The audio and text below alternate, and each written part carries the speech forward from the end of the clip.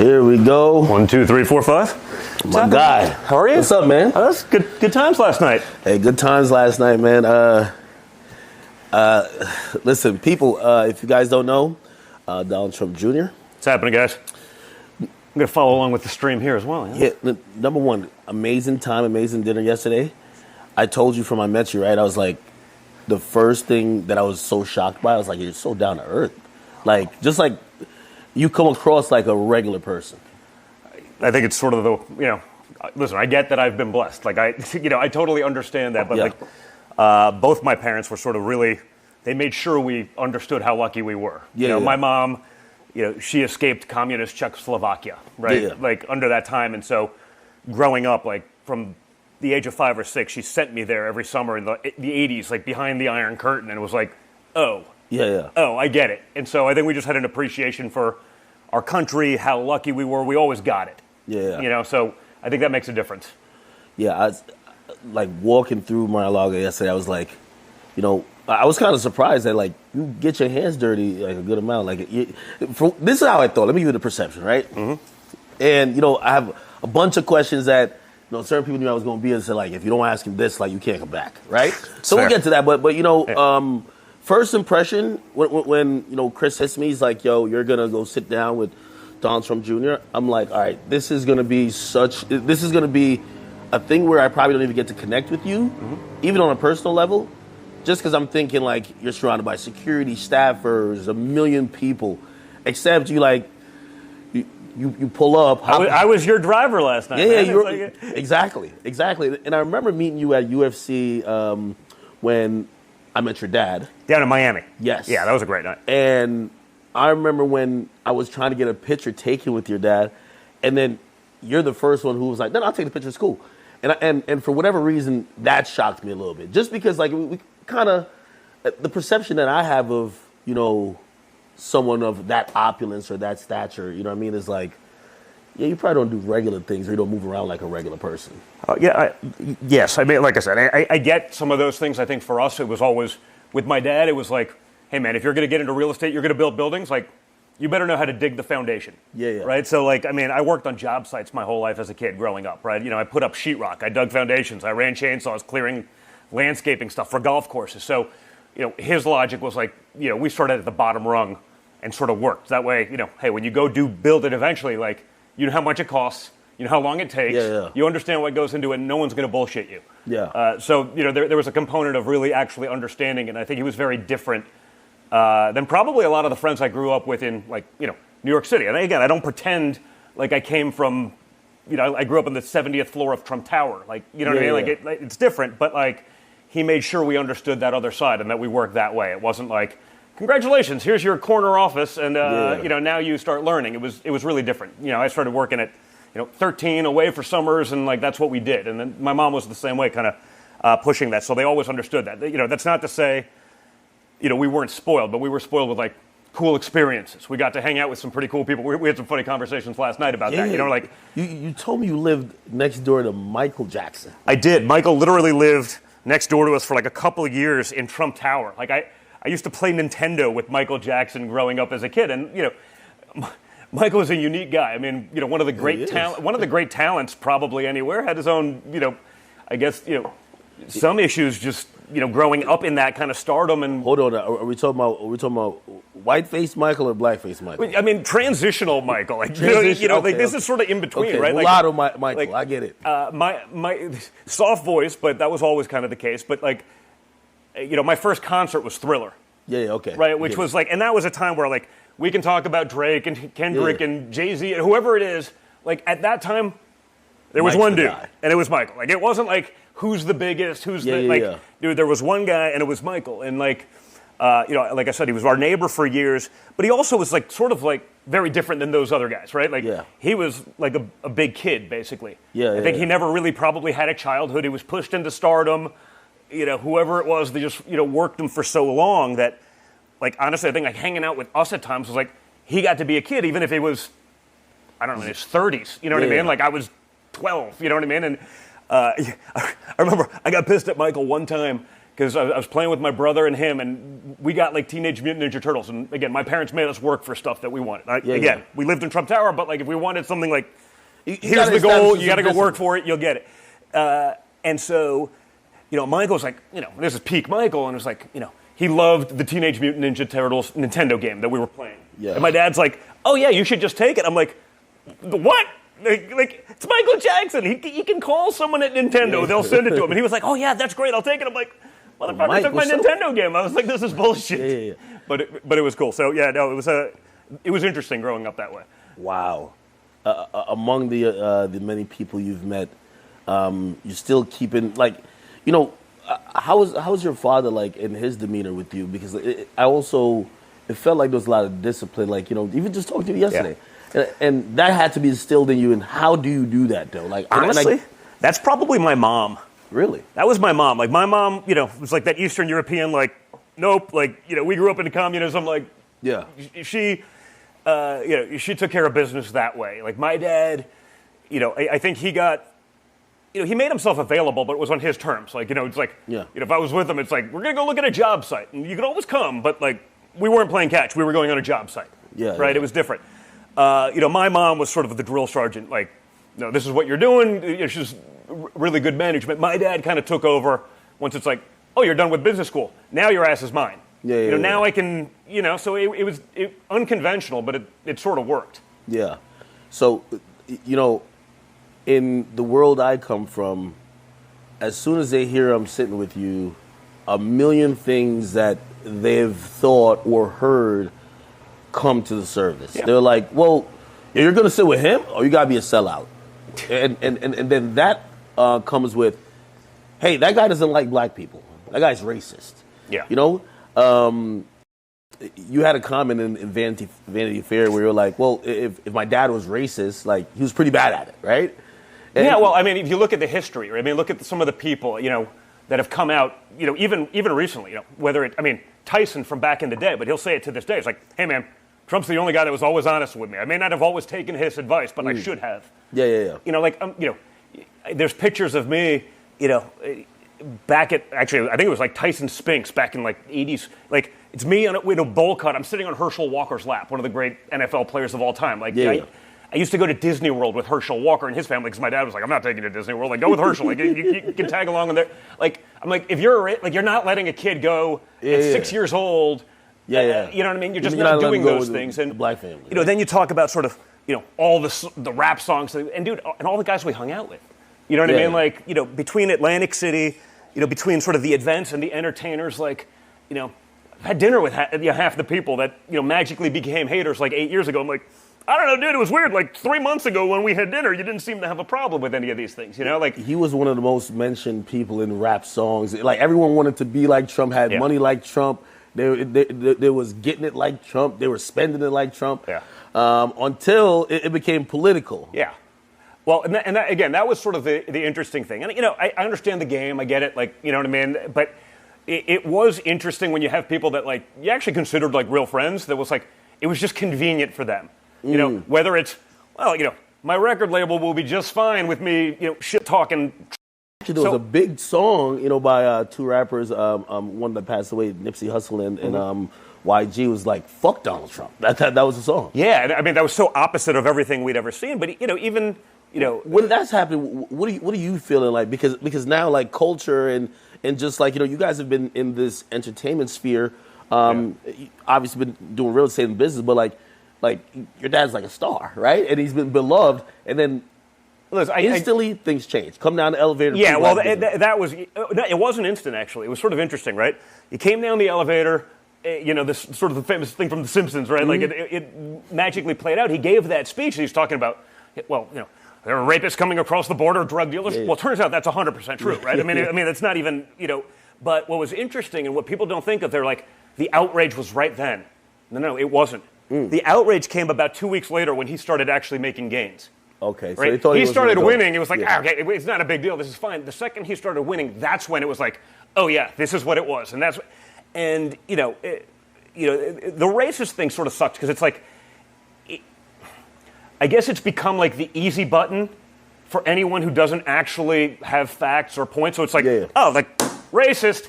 Yeah, so yeah, yeah. we're talking about math. Like, what do you mean it's racist? Like, the problem with it is now, it almost feels like, the pendulum always overcorrects, right? So I'm not saying it's not a problem. I'm not saying it doesn't exist, but I will say it's not the cause of and solution for all of life's problems. Yeah. Which is I guess it's sort of become that for many, at least on the left, right? It's like, that's the easy button.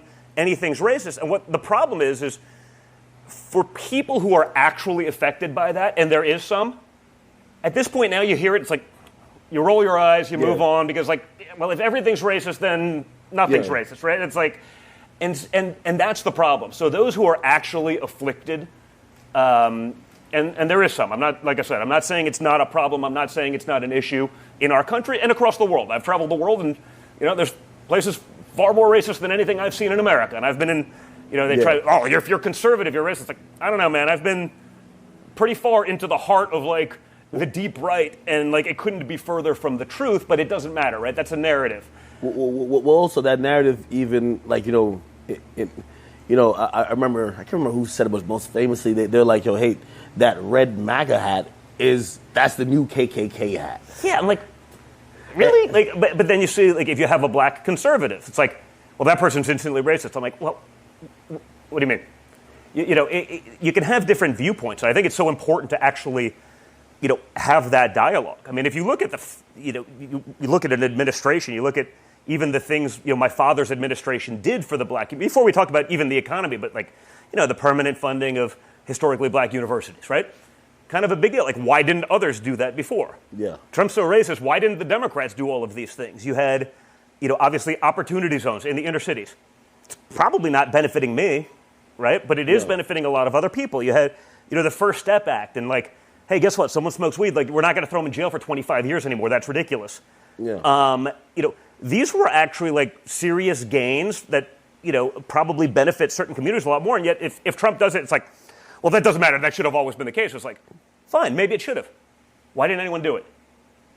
Do you think most of these media, the one thing I've realized, and this is why I like politics, like, I like where I exist in like culture and music, because politics seems so divisive, even in the dissemination of it, even on a media perspective. If I watch one channel, one guy is completely evil. He's a devil. He does nothing right. Correct. And if I watch the other, it says the exact opposite. So, it's hard to, if you're someone who, like me, I like to listen to both sides of the argument, and I think I'm a logical enough person. I'll be like, well, you both kind of are right, but depending on how I feel and how I want to move forward, I'm going with this guy.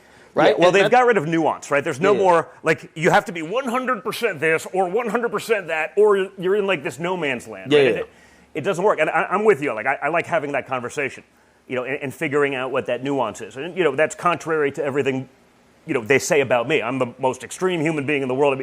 I was listening back when you were sort of just doing the chat, talking Hunter Biden. I understand that, I am not the upstanding citizen that Hunter Biden is with crack pipes and hookers and like, but if that was like the Don Jr. laptop, and there was videos of me with hookers taking $1 billion from China. If you had a crack rock, if this was a crack pipe instead of a cigar, like, oh man, they'll give me shit for smoking a cigar. But like, wait, do we have one? We can go viral. That's what I'm trying to do. Yeah. Hey, someone bring me my crack pipe. But it's like, I look at that, I'm like, wait a second. Like, I'm the scumbag, but that guy's, no, he just has an addiction problem. Like, listen, everyone, like, people have these things. Like, it doesn't absolve you from being like a piece of shit in every other aspect of your life. Like, so I'd love some fair treatment in these things.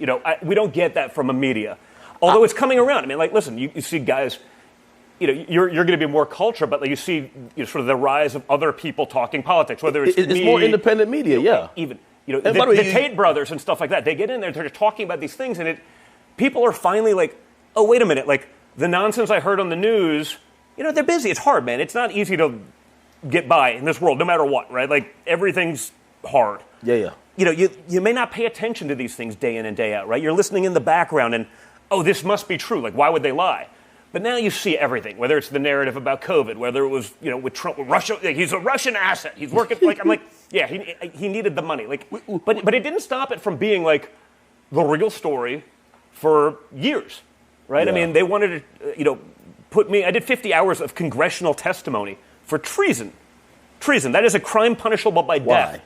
But apparently for being a Russian asset, which now it turns out to be bullshit, but it didn't stop it from being bullshit for 3 years when they're doing these things to you to try to break you. It's what you see with the trials right now. I mean, in New York, you hear, oh, Trump did this. They don't tell you that they changed the law in New York to be able to go after him. They took, they're letting go actual like hardened criminals that are beating up cops in the streets. They're turning those felonies into misdemeanors, whereas they take at best a misdemeanor for my father and turn it into a felony. They moved the statute of limitations because it's expired to be able to go after a political enemy. I mean, these are the people that are screaming about fascism, and they're acting a lot like the fascists,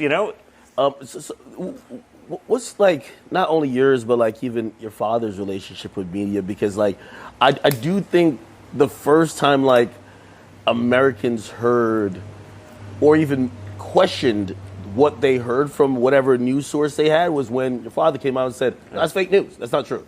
And even if necessarily every time he used that phrase it was about something that was actually not true, it actually made people rethink the sources they were getting it from. I think 100%. Listen, I think he historically had a great relationship with the media, right? When he was just like a real estate guy and hung out with cool people and whatever, it's like... He used to be doing interviews all the time. You could call, you could work a story and like, you could get some benefit of the doubt. You could be like, hey, listen, here's what actually happened.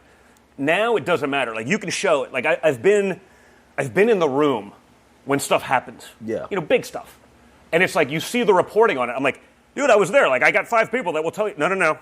We have a source that says this. I go, they tried doing it to me. It was like one of these, it used to be one of these big magazines that now has gone out of business because it was all bullshit the whole time. But they did this to me. It was a couple of years ago when my father was still in office. And they're like, we have a reliable source that says you were on a plane with Jeffrey Epstein to the Epstein Island. I'm like, it just didn't happen. But it didn't matter. Like, I was like, wait, they ran that? No, they were feeding me to the story. Like, what do you have to say? I was like, I wasn't. Oh, so they hit you for comment. So then I'm going back, and it was like from 8 years prior. And then I was like, well, do you mean this island? Because I went to a friend of mine was like develops resorts, and he was opening up this island, not Epstein Island. And I was like, you mean that? There's like, well, that may have been, but apparently Jeffrey Epstein was there. You flew with him, so we're going to label you, a pedophile. And I'm like, never happened. I actually did fly down private with someone, and I remembered, but like, who keeps flight logs from 12 years prior or whatever it was? So they were so desperate to try to put me in there. But I'm like, that mix, right? So I called the guy. I was like, hey, listen, I know this is a long shot. He's like, oh, dude, my pilot's so good. He keeps meticulous records. They had the flight logs. I sent it to the guy. Now, if you print it, I'm going to sue your ass off. And, dude, it was like I ripped his heart out. Because he didn't care about the truth. He cared about He just wanted to fuck me. You know what I mean? Like, it didn't matter what I did. It didn't matter what actually happened. He wanted to do it. I go, hey, you know what? Why don't you write the story about Bill Clinton, Bill Gates, all these guys in the media, all these TV personalities that actually went to the island like 56 times? Maybe explain that, because you were really, really into writing a story that I was maybe on the plane. Turns out it's, and when I broke your heart by proving it wrong, the story there's no interest in the truth. It's just how they further sort of their objective. And in this case, they're just working for that side, So how do you have, I think that extends even to like where even my business is, right? Like I do a lot of business on social media. I famously told a story because when I first joined Rumble, everyone was like, yo, this guy's now, he's right wing. And I was like, you guys don't even know who I've ever voted for. Yeah. Hey, I might like one candidate, but it doesn't mean I'm just like, I'm aligned with the entire party. Instantly, everyone was like in an uproar saying like, I'm just this right wing guy. And I brought up this fact. So, like, on last election cycle, we do paid ads on certain platforms. As part of our media strategy. Only the Democrats came to us with paid campaigns. Hey, let's throw this into the mix. Hey, we have this ad slandering Trump. Yep. We have this ad saying whatever. They're actually having a imprint to some extent on the platform. But I was never labeled a left-wing platform. Or I was labeled like, hey, whatever. Yeah. But now it was a problem just because I wanted to even listen to the other side. Well, actually, and even when I spoke about politics. Yeah. But joining Rumble, that wasn't even a political move. That was a business move. They looked at it and say, well, on that site, there are right-wing leaning people, which means you must align like that because, you're trying to line your pockets on that level. Well, I mean, like I came on Rumble because I was like one of the second or third verified users on Rumble. Chris reached out to me through Dan Bongino and was like, hey, and this was going on while like Twitter threw my father off. And I had a pretty big following there and other places. And I could see the shadow bans on, the Meta platforms and Instagram. It's like, that's what I was going to say. I mean, I got 7 million followers on Instagram, and like I used to get 500,000 likes a post. If I get 50,000, it's a big post right now. Like that didn't change. Like I haven't had any growth in 3 years. It's this, I don't conform to what they want, and so they're going to suppress it, right? So I got on Rumble because it's free speech. And by the way, there are plenty of people that are leftists that probably disagree with everything that I say, and like that's fine. I'm not going to not join Rumble because they're allowing other people, but all I'd love hey, give me a fair shot. Like, let me have that conversation, have that on the regular platforms. So what do you think about like shadow bans? Because I guess that point I was saying, like, so essentially, like, we normally post about culture and music. And by the way, I've told people, like, when we came to Rumble, like, Chris actually told me, he says, hey, listen, if you don't talk about politics before, don't talk about it now. Yeah.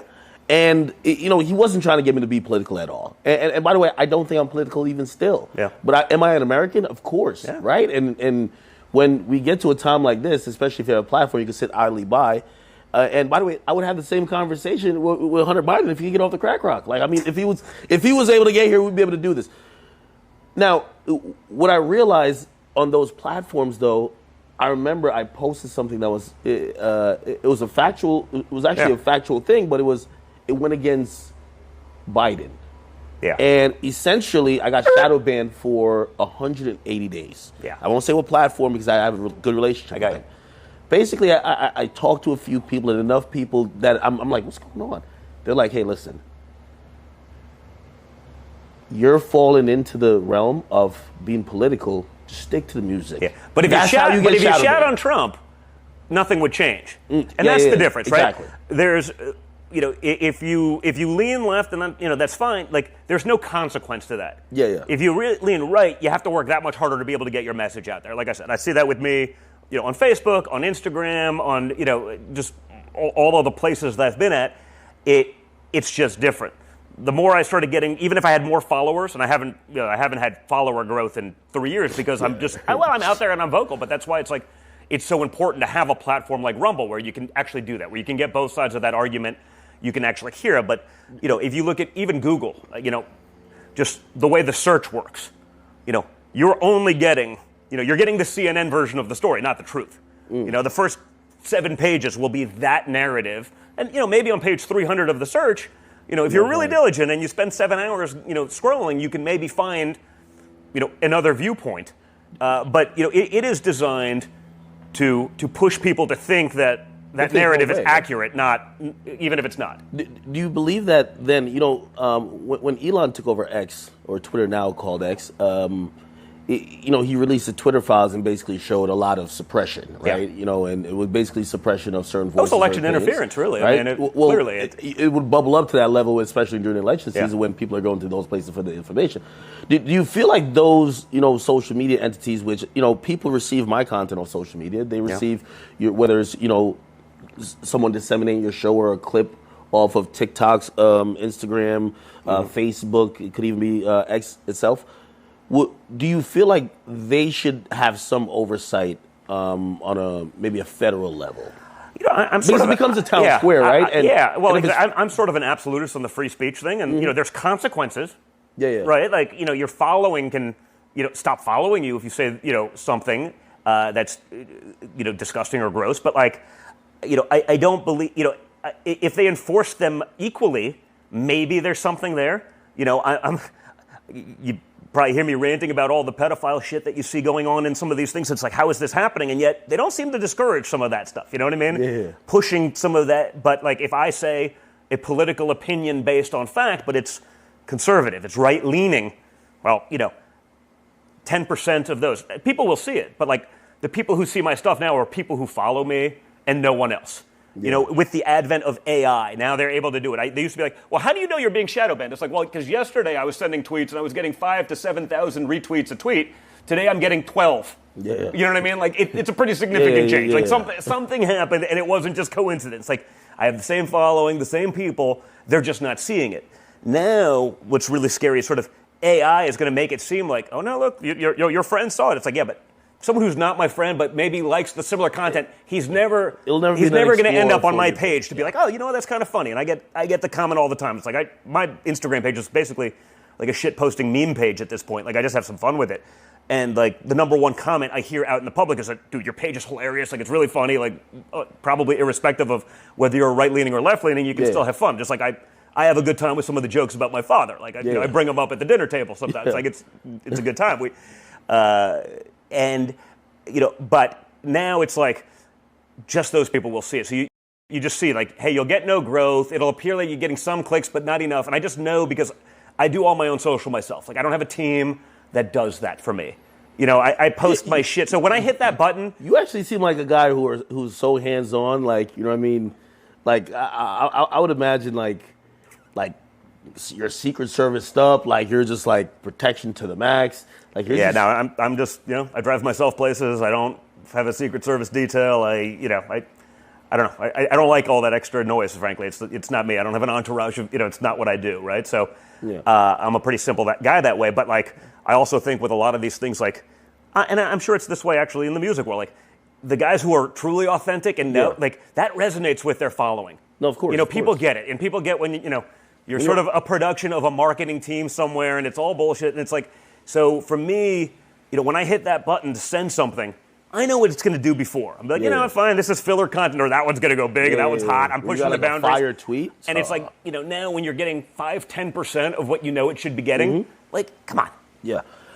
Okay, so I do have to ask because I know, like, again, these are like trigger words and buzzwords, like, in the world that I come from. And I've heard like these are like the intellectuals in our world. They always say this when they're discrediting or they're, let's say, questioning, right? They're like, "Make America Great." They're like, that's also like a phrase that is kind of meant to be a racist thing because supposedly those people who use that phrase only think America was great when African Americans weren't having a good time in this country. I mean, listen, I think if someone was looking at it objectively, outside of the lens of sort of, you know, a pretty crazy world in which we live, like, I think it's a stretch. But I understand that that's a talking point. Like, I don't think that's at all what it means. I think, you know, as we sit here today, you know, they're voting on sending another $60 billion to Ukraine. But, like, we have kids that are graduating high school that can't read or do math. Like, you know, you're an American. I'm an American. I'm the son of an immigrant. I guess you're an immigrant yourself, right? Like it's about people who are in America. That's all citizens. That's not, you know, when you see the gains that other countries are making relative to us, we're giving aid to country. You know, we're paying pensions in Ukraine, but we can't take care of like our pensioners in America. You know, Social Security is going to be bankrupt. Our unfunded pension liability in America is a multi-trillion-dollar problem that is not going to be there for people when they need it. And like, but we're going to pay the pensions of people who worked in Ukraine. Like, are you crazy? We're going to take care of their border, but not ours. And we can say what we want about immigration, and we're all for, you know, sort of immigration that's, you know, accretive and merit-based, and, you know, people who can create jobs and fix, you know, add value. But we have a school system that's a disaster, right? We have a healthcare system that's collapsing, and we're going to add 12 million people into it that can never pay for that. It's probably not going to hurt me. Like, you know, I can pay for my private whatever it is and handle it. It's going to hurt a lot of people in other communities that were probably for the first time ever actually getting some real lifts. Yeah, you know, you have 3.5 years now under Joe Biden, and you had 4 years under Trump. Like, can I don't know, open up your stream. Like, other than the haters who are just going to say whatever because that's what they're going to do, like, is anyone really, can they say with a straight face they're better off today in any way, shape, or form than they were 4 years ago? Well, I'll give you two quotes, and I'll have you speak to, because, you know, I do think that, you know, our community and the community I come from, I think they're finally waking up a little bit to say, hey, listen, you know what? You know, I remember Ice Cube, you know, one of our, you know, hip-hop pioneers, is like, when he was like, hey, listen, I'm going to have a conversation with a motherfucker who's going to be able to do something. I'm not going to not talk to him and not get anything done. And a lot of people are upset. But I think now people are down to listen. I'll give you two quotes and I'll have you react to them. You have Joe Biden, who famously tells my friend Charlamagne the God, he says, yo, you ain't black if you don't vote for me. Then you have your father who says, well, what do you guys have to lose? Yeah. I mean, I agree. Like, what do you have to lose? Have these policies been good? Has graduation rates improved? Has real dollars in your pocket improved? I mean, hey, again, I'm very clear about where I come from. I totally get it. If I go to the grocery store and I'm pissed off, I have 5 young kids. If I go to McDonald's with my kids, I'm like, $50 for me and my 2 boys. Like what? Like, if I have sticker shock, what's everyone else have? What's a family that's making $50,000 a year working their ass off for it? What do they have? It's not going to change my habits. I'm not pretending to be, one of these guys. Oh, it doesn't hurt me. But if I'm like, damn, what does that mean? Imagine, like that, right? Dude, those people are getting crushed. Like, what do you have to lose? It's not. These policies have not been working. If you look at inflation, real inflation up 17, 18%, like in 3.5 years. Well, some would, to be fair though, some would say, well, all the inflation we're experiencing in the last few years is because of Trump. No, they'll say that, but the reality is, if you break down the math, it's because of the stuff that they did in COVID, which was continued into Biden. But then the policies of continuing to spend this money stupidly that we don't have. I mean, we're $34 trillion in debt, right? That interest clock is only getting bigger. Sweep more of that interest, it's less that you can put into a system. It doesn't just come back, right? And so, again, you had real wage growth, right? Inflation relative to what you're actually putting in your pocket under Trump for the lowest income earners for the first time in recent history, right? Whether their salary went up or not, it was almost irrelevant. They were able to extend that dollar more. That is not the case right now. Whether it's at the gas pump, whether it's at the grocery store, across the board. And then they'll buy votes. They'll take a kid who went to college and got an underwater basket weaving doctorate degree, and they spent $400,000 for something that was never going to pay it back. Well, we're going to buy your vote. We're just going to take, you work hard, you pay taxes. Some guy that went to become a laborer, some guy who's an electrician who didn't go to college, didn't take on the debt, is making a good living and a good salary. They're going to get to pay for some, kid who went to college for 9 years and is incapable of surviving on their own. So what's your thoughts? It's like a bribery scheme at this point. So what's your thoughts on, because, there's a handful of people, especially like a lot of people who watch me, they've either had to make that same choice, right? Are we going to college, or are we going to go the route of, pursuing, a trade or job market or some other way to make money? Yeah. It's been a big conversation about, canceling student debt. Yeah. But there's no such thing as canceling it, right? It doesn't magically just disappear, right? Someone's paying for it, right? So you're taking those who took on the debt, right? This is the logic of the left, right? An 18-year-old that signs up for a college loan, well, they didn't know what they were getting into, but a 7-year-old should be able to chop their privates off to become a different gender because their teacher convinced them they were the opposite sex, right? Well, which one is it? Like, a 7-year-old can make a life-altering decision, but an 18-year-old can't sign on to be responsible? Like, I don't know. I don't buy it. I think that's ridiculous. Well, those people would say, well, they agree with what you're saying, right? And I'm taking on a nuanced take here. So, they agree that a 7-year-old shouldn't be able to just chop their dick off, right? But they're also saying, hey, well, the idea that is sold of the American dream in college is to go there and be able to get a job, which is actually not happening as much as they thought it would have been. So when they watch trillions or billions of dollars going to another country for their issues, they're like, well, if you got all the money to send over there, how about you help some of us who we can't even establish and become good, prospering citizens of this society if the debt wasn't canceled? I agree 100% in terms of not sending it to other countries. I think we got to actually take care of Americans first. But you don't see a lot of kids on job lines who became electrical engineers. You have gender studies. I don't know. I don't. Maybe it's great for something, but you have thousands of gender studies. Like, do they really think there's a job for that?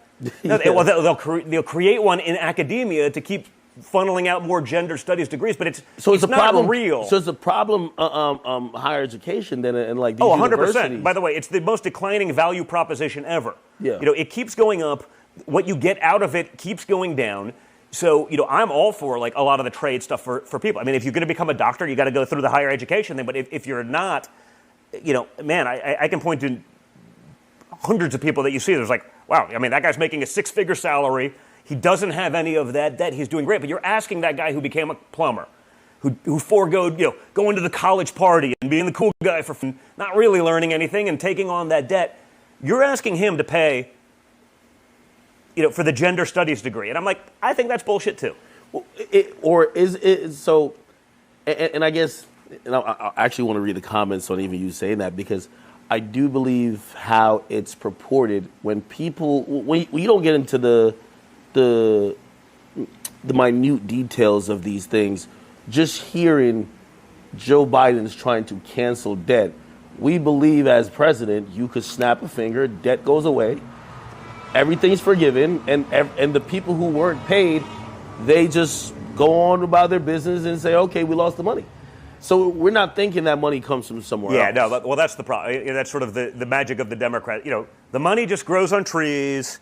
It'll just always be there. That's not the reality. I mean, there's a check and balance on all of these things. And so, they say that, they sell it, but it's basically a bribery scheme for votes, right? And then as we rack it up and we take ourselves further into debt, things become harder. Inflation goes up more. It costs more to get by. And those, so it's just getting harder. And we're not doing much to ease that. Specific question, which I know a lot of people would be caring about, because as we were touring Mar-a-Lago yesterday, I told you, I said, listen, the public conversation or the public opinion, especially when it comes to black people, and I want to speak for everybody, but just I'm looking at public discourse, and it looks like before it was so anti-Trump to now it's like, we need a change. We probably need to give someone, even Trump, a chance. Listen, I don't think anyone can watch Joe Biden speak and be like, that's the guy I'm calling at 3 o'clock in the morning if the shit hits the fan. No, seriously. Like, let's go to your feet. Like, hey, guys, honest question. No BS. Like, some crazy shit if something happens. crazy stuff happens to you and your family, you have 2 phone calls, one to Trump or one to Joe Biden to help you out, to give you advice, not just cash or something like that, but to give you advice to take care of business. Like, who are you actually calling? Could there be a third one to Kamala? Yes, 100%. Because I'm probably calling Joe before Kamala. I don't even know, and that's a stretch. Because that's a dynamic duo of epic proportion. But that's sort of the reality. But it's interesting. I got a lot of shit. I said this a couple weeks ago on my Rumble podcast. Right? I was talking about it. I was, I travel. I fly commercial coach 95% of the time. Why? For me, it sort of become my thing, right? Like when I started working, as I said, we worked low or whatever.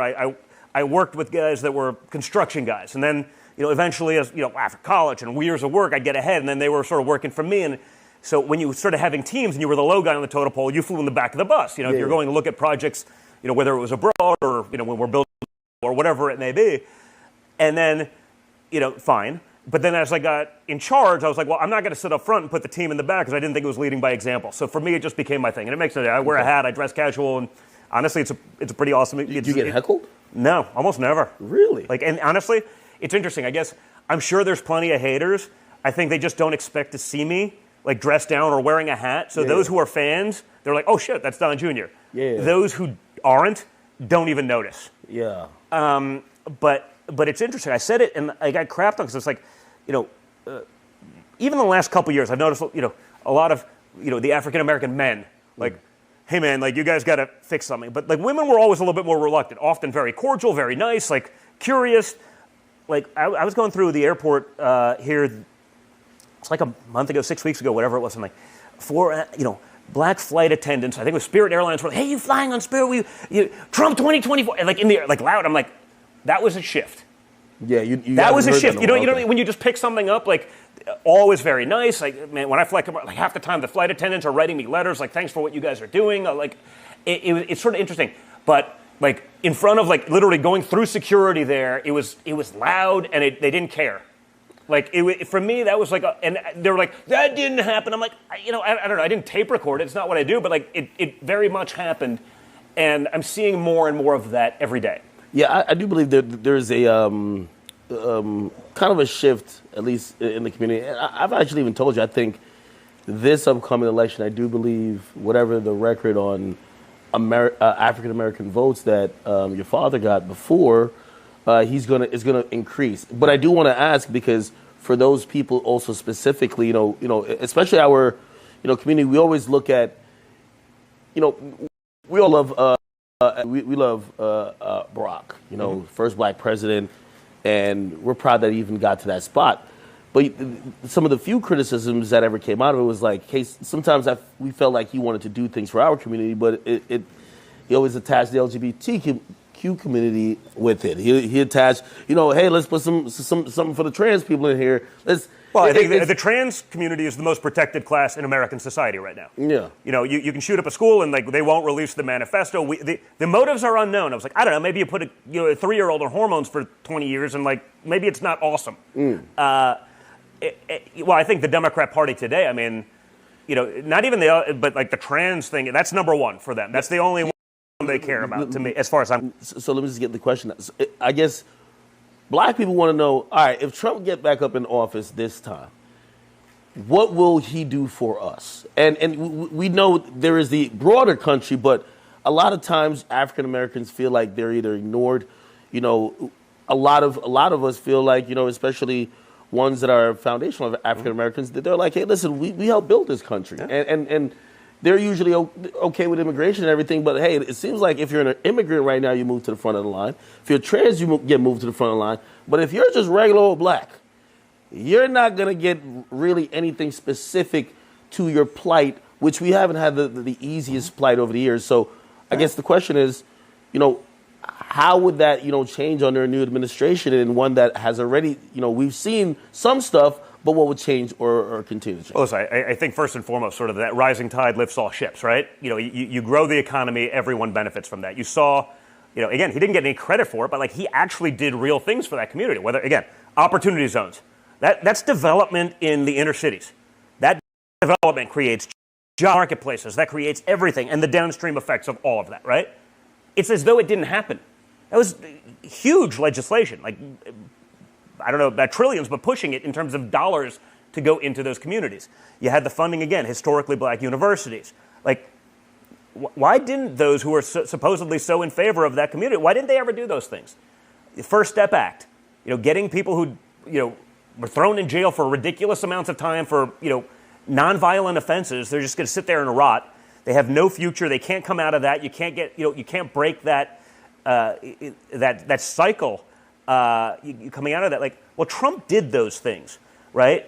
He bet. We talked about sort of real wage growth for the lowest income earners. That benefits those communities. And honestly, say what you want. I'm for certain immigration, but when you flood a country with, they're releasing Venezuelan prison gangs into America because well, we don't want to deal with it here. So you think that's going to be good for the inner cities? You think that's going to be good for any of these systems? So getting control of that. I think is fundamental for, honestly, the safety of our children even, and that next generation growing up. Not sending $200 billion to Ukraine and maybe putting it into our schools. So, kids can graduate high school these days. They may not be able to read or do math, but they know the 4,376 genders. We need some focus on common sense. Common sense is just totally missing these days. It's gone. It's out the window. Yeah. Crime in certain inner cities are, skyrocketing. Philadelphia's going crazy. Yeah. Chicago's been a problem.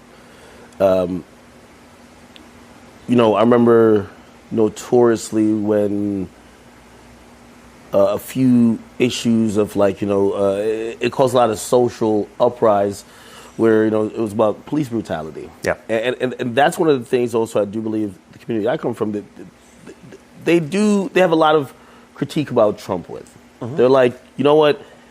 Yeah, he might be good with the economy, this and third. And a lot of it, I've personally thought, I think the delivery to a community that's sensitive about these issues, I don't know if he appeals to that necessarily. I think that's fair. But they're wondering, okay, what about these issues that seem to predominantly or just overly affect African Americans, whether it is police brutality or otherwise, will there be any care about those type of things, especially when, again, the reason why we had those, it lasted for a while where I think the world took notice to say, hey, this isn't right. These people of this skin color aren't being treated fairly by the people who are put in power. I think that, listen, I think police brutality is terrible, but I don't think that every cop in America does these things. I think you have to deal with the cases when it's real, but I think the solution to some of these things isn't like, okay, we're just going to defund the police and have nothing.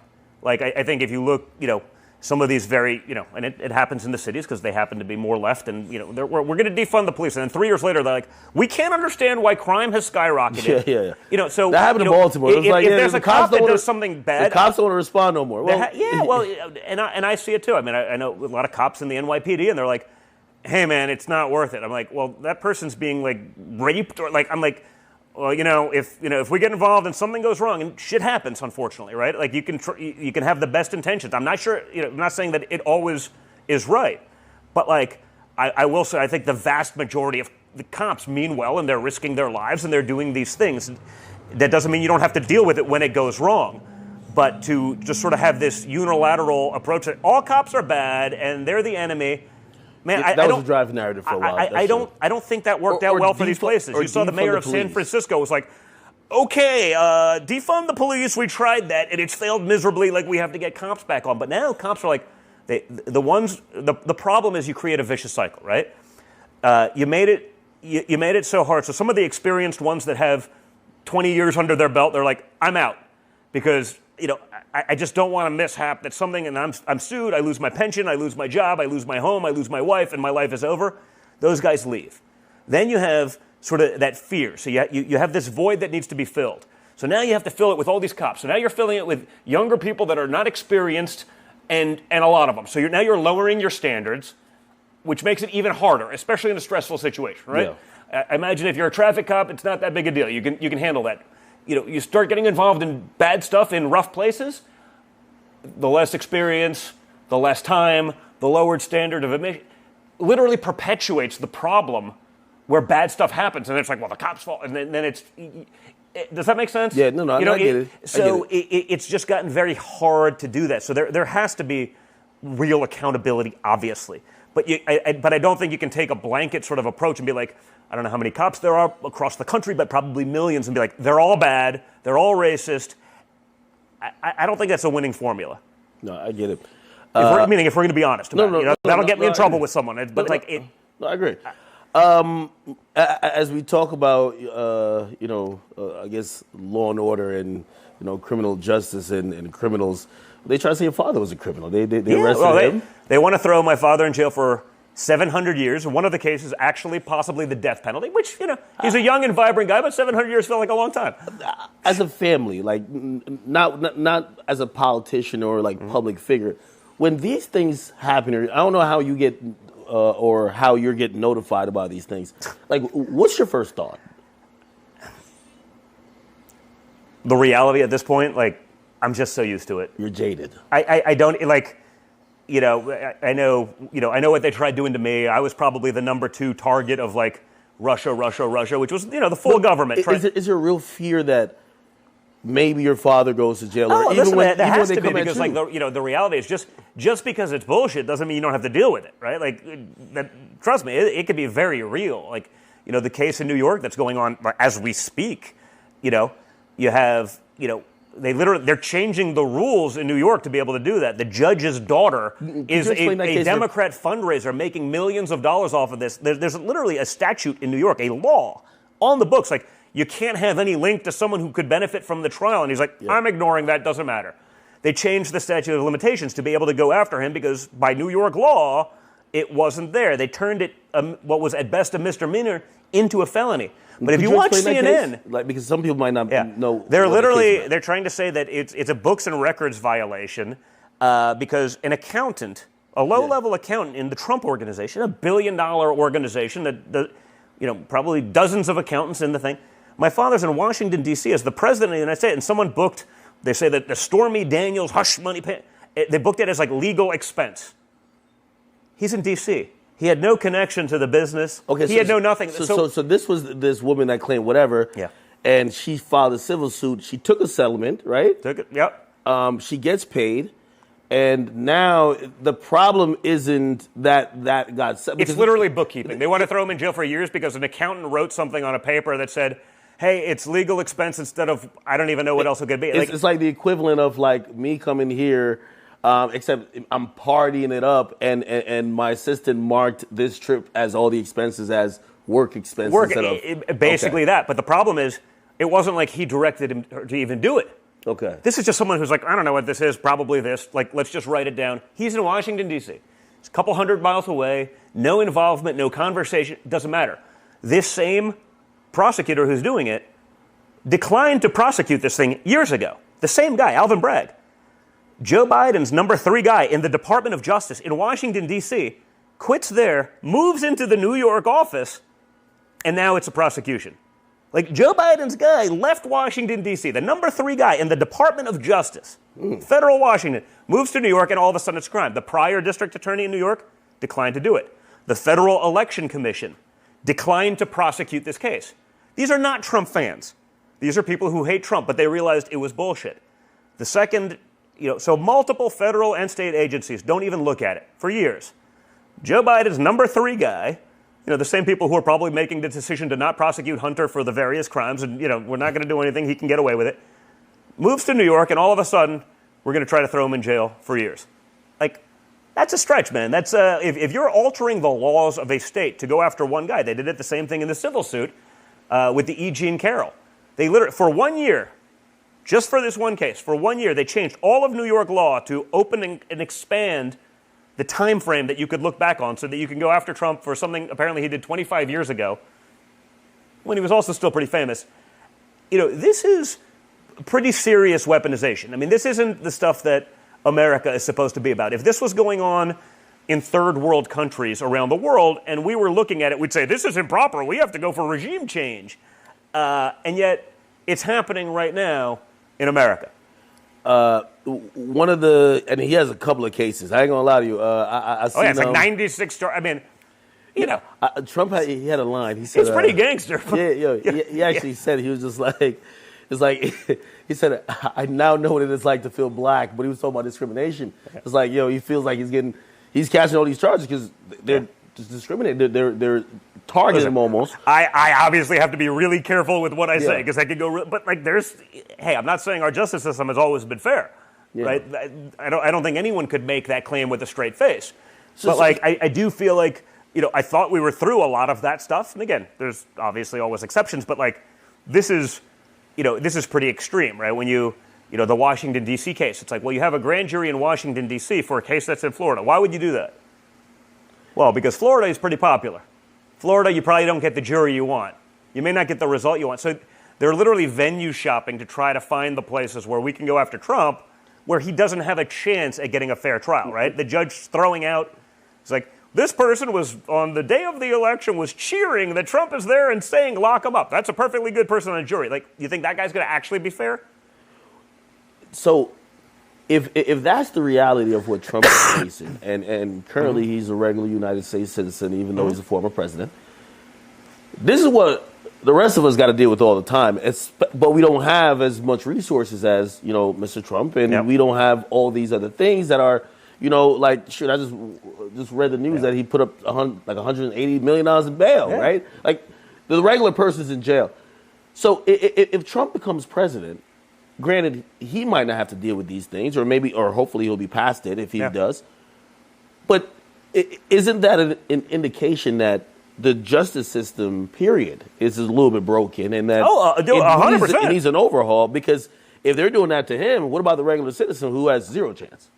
I like, literally, if you watch my podcast, like on Rumble, I talk about it all the time. Like, if they can do this to Trump, and if they will do it to Trump, a guy that has the resources, the guy that has the platform, a guy that has the following, the ability to fight back, who won't they do it to? You think it stops with Trump? They get this win? They don't want someone who's a disruptor. They don't want someone who's changing the ways in D.C. They don't want someone, I don't know, we should keep funding the war in Ukraine forever because there's a couple of guys in the military-industrial complex that make a lot of money for us selling missiles. Doesn't matter if we mortgage our children's future and we can't afford to, educate them or take care of them when they get older or sick. Like, that doesn't matter. Like, this guy's going to make a couple extra bucks by selling more missiles for Ukraine for a war that they can't even tell us what does a win look like? We don't even know. Like, they can't tell us. So, they're going after him, but I think that's my point. Like, I'm agreeing with you 100%. Yeah. Like, if they'll do that to this guy, yeah. Again, say what you want. You may not like his personality. You may not like mean tweets. I like mean tweets more than World War III, but that's just me. Maybe I'm crazy. But, like, if they'll do it to him, yeah, that's like, I think, like, we're opening up the floodgates to, like, anyone who says something against the regime, and it's a regime at this point, like, you're a target. You're going to be politically persecuted. That's all this is. The situation in his case out of Georgia actually strikes really crazy close to home in culture and hip hop. Yeah. The DA, Fonnie Willis out there, she's actually prosecuting a bunch of people that are actually hip hop artists. There's a whole ongoing conversation. Is that if she's fairly targeting these guys because they've actually committed crimes, or maybe because their lyrics are purporting to be violent, you're then arresting these guys and then holding them for umpteen years, this and third. We just watched the whole the hearings about if she should be removed, or because she basically put her boyfriend. She lied. She put her side dude. She lied to the court. Yeah. Her boyfriend lied to the court.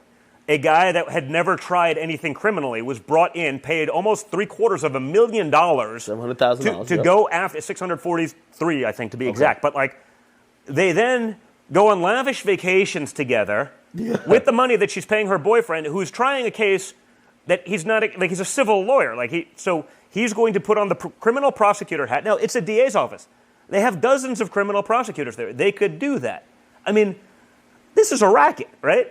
We don't have any receipts. It's like, but if someone asks for, I think she used the word G, I'm like, I don't know. This is a not so humble public servant, right? I mean, you're a humble public servant that has thousands of dollars to throw around and only I'm like, what is going on here? But like, it feels like a caricature. Like if we were making a joke, about these sort of things, like this would be what's going on, and yet that's. I mean, to go after someone for lyrics, like. I don't know, man. The First Amendment's pretty clear about these things, but it doesn't matter because, hey, it's hard to fight back. But that's my point. I think we're at this very dangerous point where if people don't say, like, hey, we got to put an end to this, there's going to be one side, of a story, and that doesn't matter. That's where the power comes from, and that notion of free speech, all of these things that, I think we believe in, that's all gone. It doesn't mean anything. Then it's just a soundbite. Yeah. On his way out of office the first time, and I guess this is why hip hop is, this is a little bit bittersweet relationship with Trump, And when I met your father at UFC, I said this from the first thing I said. I said, hey, man, I'm a guy who does media and hip hop. I want to tell you thank you for what you've done. I know you issued a pardon for Kodak. For Lil Wayne, and you got A$AP Rocky out of jail, and the first thing he says to me, I did that. And he shook my hand. Yeah. And, how did, I don't know if that's even a thing where you guys, like, even acknowledge, like, some of these people you've affected in pop culture via pardon or anything else? Yeah. Well, no, listen, I think you just understand, again, like, in a weird, sort of indirect way, I think he was sort of always kind of part of that group, right? I mean, Russell Simmons used to hang out at Mar-a-Lago with us all the time. You know what I mean? Like, there was always a sort of connection. And, things may have changed a little bit, but like Diddy, I've had dinner with Diddy a few times. Have you had a party with Diddy? I have not had a party with Diddy, so I will go on the record and say I have not had a party. By the way, that whole thing's crazy. We should talk about that. But like, but I think there was always sort of an understanding, and I think, you look at some of those cases, and if someone did something, it's one thing, but when it's like clearly bullshit and they're just going after someone because it's clickbait or it's this, my father's more than happy to step in and be like, okay, that's just nonsense. Enough. Hey, one of the differences I noticed, like, personally, and this is only for me, I'm not speaking for anyone else but me, is, I like the America First approach, and also I do like appearing strong. I remember when it came to the conversation of, okay, A$AP Rocky was caught up and they had him in some other country, and Trump was like, let's get him out now. You get what I mean? Then we get Brittany Griner, who's overseas, and it's like, yo, she's going to do 15 years, guys. Like, you will see her. And then basically that was kind of a situation I don't think we looked that strong in. But that was Biden. Yeah, right? Course, so he just sat on that for years. And again, now, they're also, they can be very different. The 15 years was ridiculous, right? But Russia's not the U.S. Like, you may not be able to bring drugs into Russia and not face consequences. I think we do have a component of us which is like, well, we can get away with it in America, so it doesn't matter. It's like, I don't know. Like, again, 15 years being insane, but Biden sat on that for what, like 18 months or something like that? It was like, doesn't seem proactive. Well, but then we also gave, what was it, the Merchant of Death in exchange, the worst right? trade ever, right? This is a guy that's probably killing American soldiers across, the world at this point. He's back to it now. Again. Yeah, I'm sure he's back at it. I mean, that's what they do. So, there also has to be some balance, right? When Trump was freeing hostages, he did it with strength, and there was no trade. Yeah. It's not like, hey, we're going to give you a bunch of really bad guys in exchange for this. Joe Biden is like, well, we'll get one guy back, and it's like, well, what's the trade? Oh, we gave Iran $6 billion. This was what, 6 months ago? Like, I'm like, oh wait, I thought we were going like tit for tat. It's like, no, we're going tit for tat plus $6 billion. I'm like, whoa. Yeah. This is no longer a good trade. Now you see what's going on with Iran, and you're saying, maybe we shouldn't have done that. So I think what was helpful for Trump from a foreign policy standpoint, like, he was tough, he was unpredictable. Like, those bad guys around the world, and there's a lot of them, like, that guy, he's crazy enough to do it. They look at Joe Biden, they're like, he's a weakling. Like, we're going to take advantage of this guy no matter what. That's the nature of predation, right? I like that one story where he's like, I sent a picture of this guy's house to him. Yeah, that was with the Taliban. And they had a meeting, and the press is, how dare you have a meeting with the Taliban? I don't know, we've been at war for 20 years, maybe we should try to solve this thing. Yeah. And he had the leader, I think it was at Camp David, he had the leader of the Taliban, he just pulls out a folder, he's like, you have a really nice house here. Satellite image of the guy's house. He goes, why are you showing me a picture of my house? He goes, if something happens to another American troop, you're going to find out the hard way. That's how like my president. And guess what? I'm sorry. That's how like my president to be. Yeah, and like, I'm sorry. So that's a very real story. Wait, I'm not as good a story. My father's a good storyteller. When he tells it, it's sort of like, he goes, Abdul, it's going to be a long. And guess what? Not one more American death in it was like 18 months. Yeah. So they're like, oh, you're appeasing the Taliban. I'm like, no, man, you're just dealing with the real world. Like, the real world isn't nice. The real world isn't friendly. The real world doesn't, you watch I always, like, it was so shocking to me with the whole Afghan withdrawal and the 13 guys that were killed, under Joe Biden and our Secretary of State, we were told the adults are back in charge now. I'm like, he gets up on a world stage in front of Congress.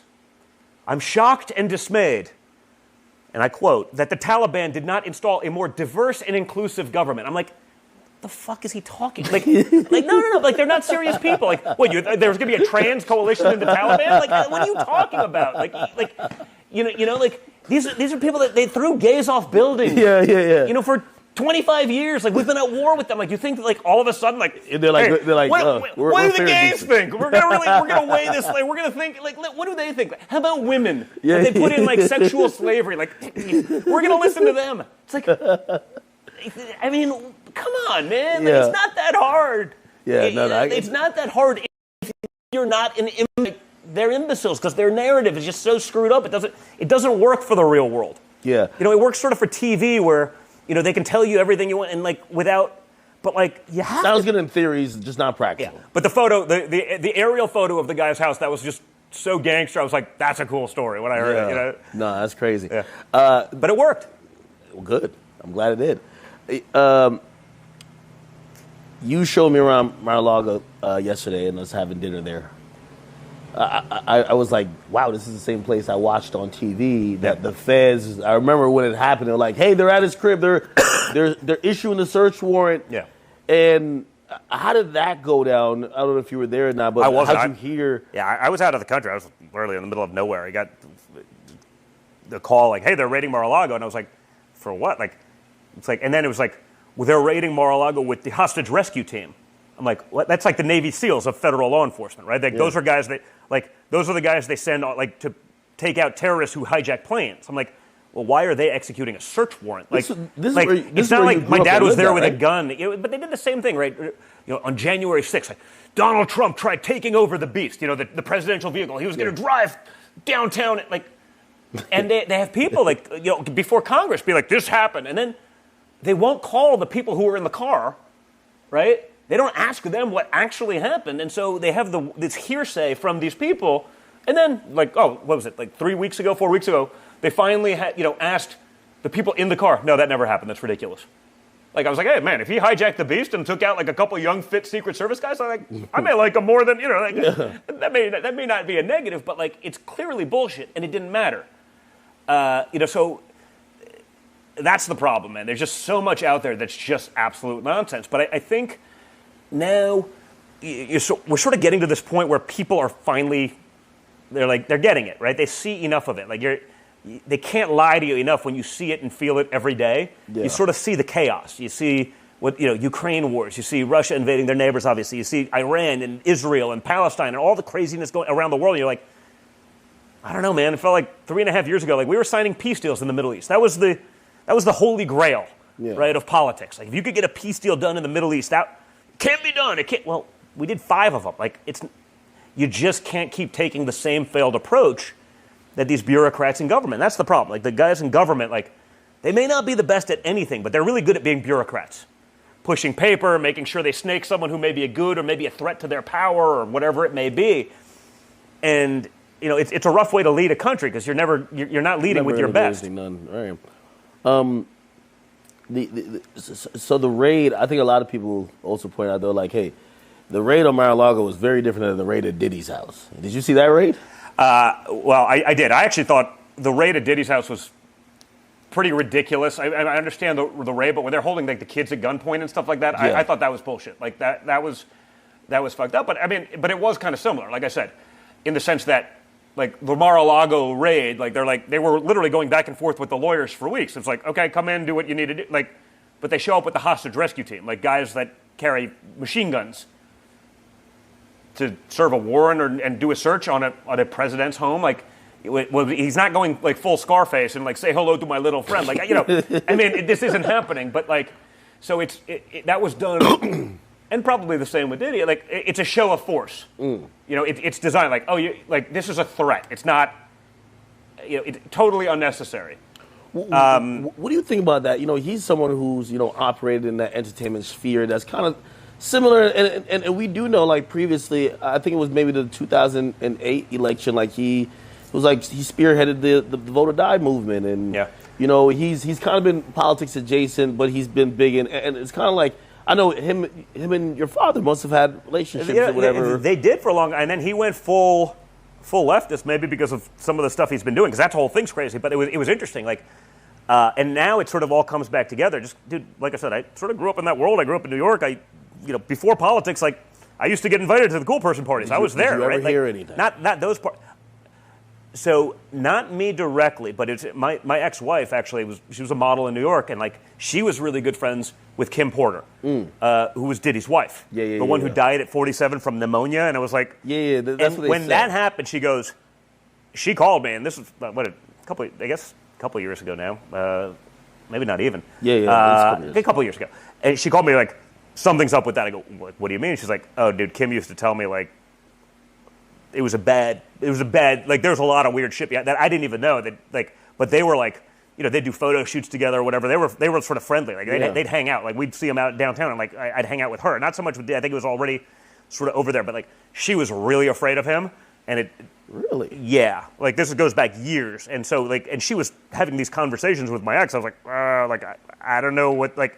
A lot of people believe that whatever happened there happened with the woman afterwards, which was Cassie. And supposedly... No, like I said, like, you sort of don't think about these things until now. You go back and you're like, holy... Like, I distinctly remember when Vanessa was like, calls me and was like, hey, man, Kim Porter died. I go, what? Like, we saw her like a couple of weeks, whatever it was, and she goes...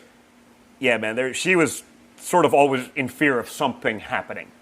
And I was like, maybe it's natural, but like not a lot of people die at 47 of pneumonia. Like, you know what I mean? It's like, wow. Especially people who, obviously good shape. There's a shit ton of rumors. Again, and I'm actually not trying to fuel any kind of rumor, but I definitely, like, that's a conversation I had. Like, someone who knew her well, was like friend, like they text, like, was like, something. She was like, she's like, something. She did not believe that was just natural.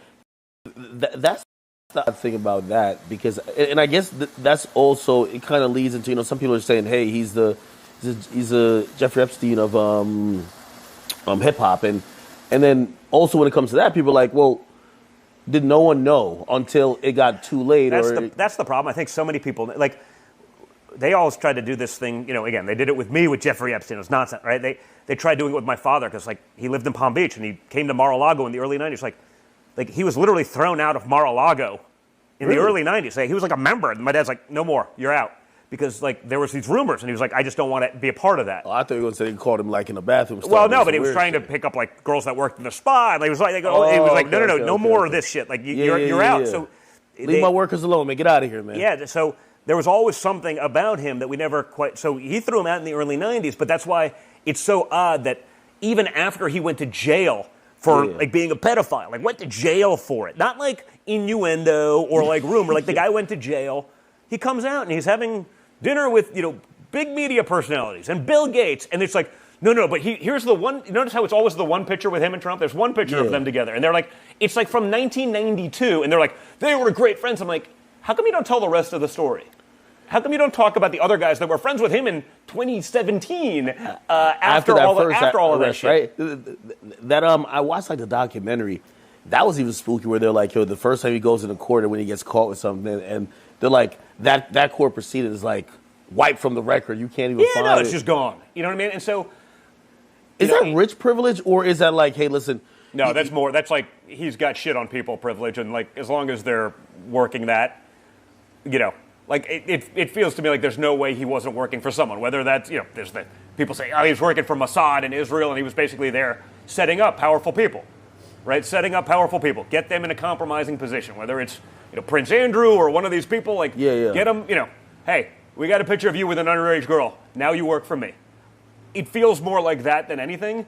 And then, he got too far, so he was no longer useful or whatever it may be, and that's when they take him out. But like, Candace Owens said she believes that the raid on Diddy's house was more than likely because apparently I didn't even know that they said there were princes even partying with Diddy. Like a Diddy party is like the cultural apex of. I believe that. Yeah. So they believe that he probably had stuff on people, and what's going on now is they believe that the raid, or she believed that the raid, was to maybe go get that information to absolve those people, or prevent that information from getting out. Do you think that's even possible? By the way, at this point, honestly, like when I did not used to be as cynical as I am now. Yeah. Like, really? Now, like, anything is possible. Like, you have this notion of like what you believe America to be. Like, it's a fucking lie. Okay, like it's like I'd love to get it to what I believed it to be. There's like a patriot, but like that does not currently exist.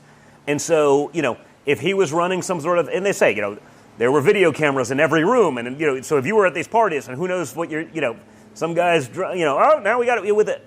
I could totally see that happen. Like it actually feels to me like that's more plausible, really, than anything.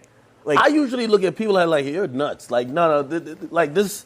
I mean, I was that way too before they started doing it to me. At the heights of the heights, it's impossible for that to happen without a bunch of leaks and for that amount of collusion to happen. Yeah. Except like I thought that too until they tried doing it to me. Like when they first started Russia, I was like, dude, there must be something. And I'm like, wait a minute, I'm the target? I'm like, wait a minute, like what? Okay, well, maybe, hey, who knows? I got a big follower. Like maybe some guy took a selfie with me. They always get you with that. Like, oh, you took a picture with this guy, and he's a known terrible. I'm like, I don't know, dude. I took 7,000 pictures that day. Like some guy shows up with a camera. Like it's not my buddy. It doesn't mean I'm his friend. I don't know him from Adam, right? Like, but even when Russia started coming out, I'm like, dude. Well, the FBI said that there's got to be something. Like I believed in these institutions. I believed that there was some honor there and that they were doing the right thing. Now I believe there's no correlation whatsoever between that. It's total bullshit. Oh, man. I don't trust any of it at this point. Wow. It needs to be torn down. I do got to ask you some cultural questions before we get out of here. How long have we been going for, chat? Like a sweet. Listen, huge debate going on in hip hop. I know you might not be too abreast on listening to every song, but I know you're a cultural guy. I can tell. Well, yeah, this is going to be out of my world, so I'll be pretty naive. Well, this is basically like, this is like the USA versus, I don't know, who are we going against? I mean, we're not really at war with like Russia, right? But it's kind of like tense always, right? Hey, there's a lot of guys that want to be. Right? So we have Drake and Kendrick Lamar. They're involved in like a ridiculous feud. They're the two biggest guys pretty much in the whole genre. Interestingly enough, as you picked me up yesterday, which I kid y'all not, like literally, I thought I was going to have some dudes with like black glasses on, suits, like 15-car entourage, open. You literally just pulled up, hopped out, like other people who are sitting there waiting for their Uber, they're like in shock, like, they're in shock. And like, you're just like, yo, hop in. I start talking about what I've been kind of involved in. And your wife is like, hey, listen, Kendrick Lamar, that guy sampled me. Like, he actually had my face on the screen. At Coachella. Yeah. And then we connect to the car, we play the song, and of course she sampled, Yeah. Well, I know we were talking about that fight, and I did a little bit, like, just looking into it. And we started hitting on it last night. I'm like, I think we're losing the plot when everyone's like, well, you're broke because you only live in a $30 million house, and I live in a $400 million house. I'm like, I don't know, man. These are high-class problems. Like, I'm a reasonably spoiled individual, and I'm like, this does not seem like the fight. That was Rick Ross and Drake. Drake is like, hey, you wish you could have a $88 million house, and Rick Ross has a $35 million house, and he's like, you live on a Slither cheesecake. Yeah, like, this is an interesting fight. This is not like the old school days in hip hop when it was sort of funny. I'm like, I don't know, guys. Like, I'm curious. Like, is there a point where like actually people get pissed off? Because it's like, no, they're pissed off now. That aren't part of the fight. I mean, do the fans ever say like, okay, enough? Like, this is bullshit. Like, what do you mean? Everyone.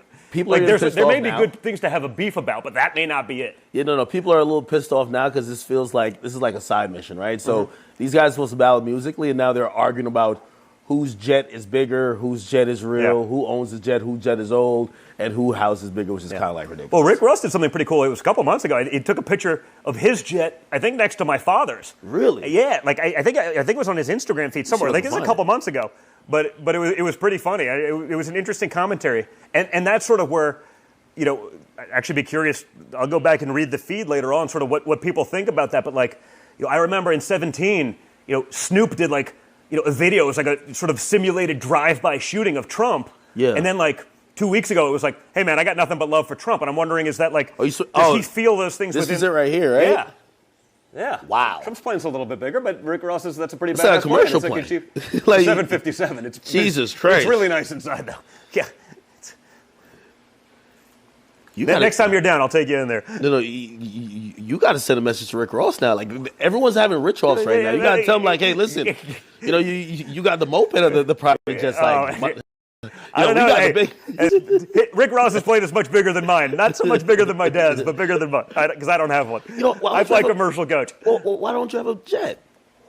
You're doing pretty good. I do. Listen, it's just not who I am. You know what I mean? I'm not that. I live in a great house and stuff like that. It's not like a I drive a pickup truck. I just, it's like... You like the finer things. I do, but it's not... It's like I would never spend my money on that stuff now. Like, maybe there's a number that you get to that you're like that.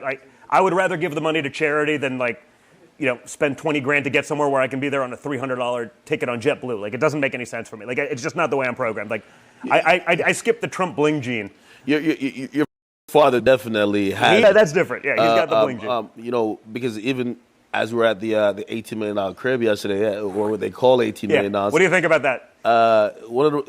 You should go see Drake's house or Kendrick's place, and then come back and compare it to Mar-a-Lago, given where and see what you think. Well, I mean, I know real estate, so you guys showed me literally lots, right? Like, hey, the house right there that's about like 1/20th the size.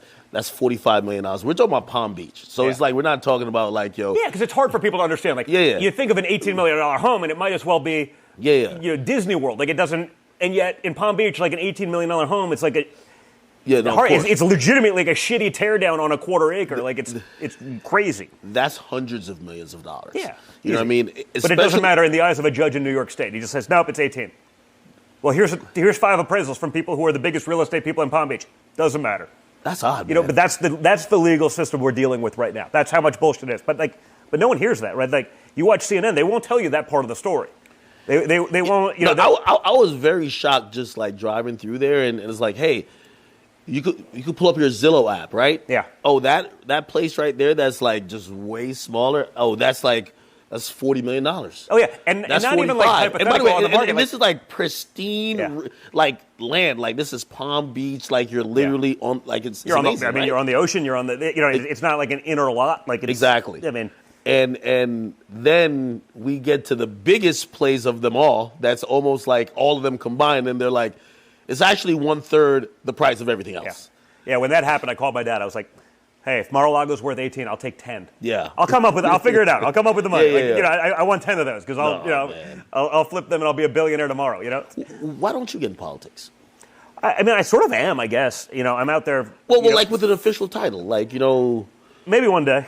I don't know that I think you got to want the day job. I think right now I'm actually, what I like is sort of the stuff that honestly the people on our side are not that good at, like the fighting aspect of it, and just being like, not just because someone calls you a mean name doesn't mean you just give up and fold on your principles. It's like, no, why don't we talk about it? Like, so I like that. I'm out there, fighting constantly. It's why I do the podcast to try to, highlight the reality that you're not going to see on regular TV. Like, 'cause, whether it's big tech or mainstream media, I mean, they're so corrupted, they're so clearly biased to the other side. Someone's got to combat that, and so do that now. Right now, worry about helping my father, but I'd never rule. Yeah, I think at some point you will.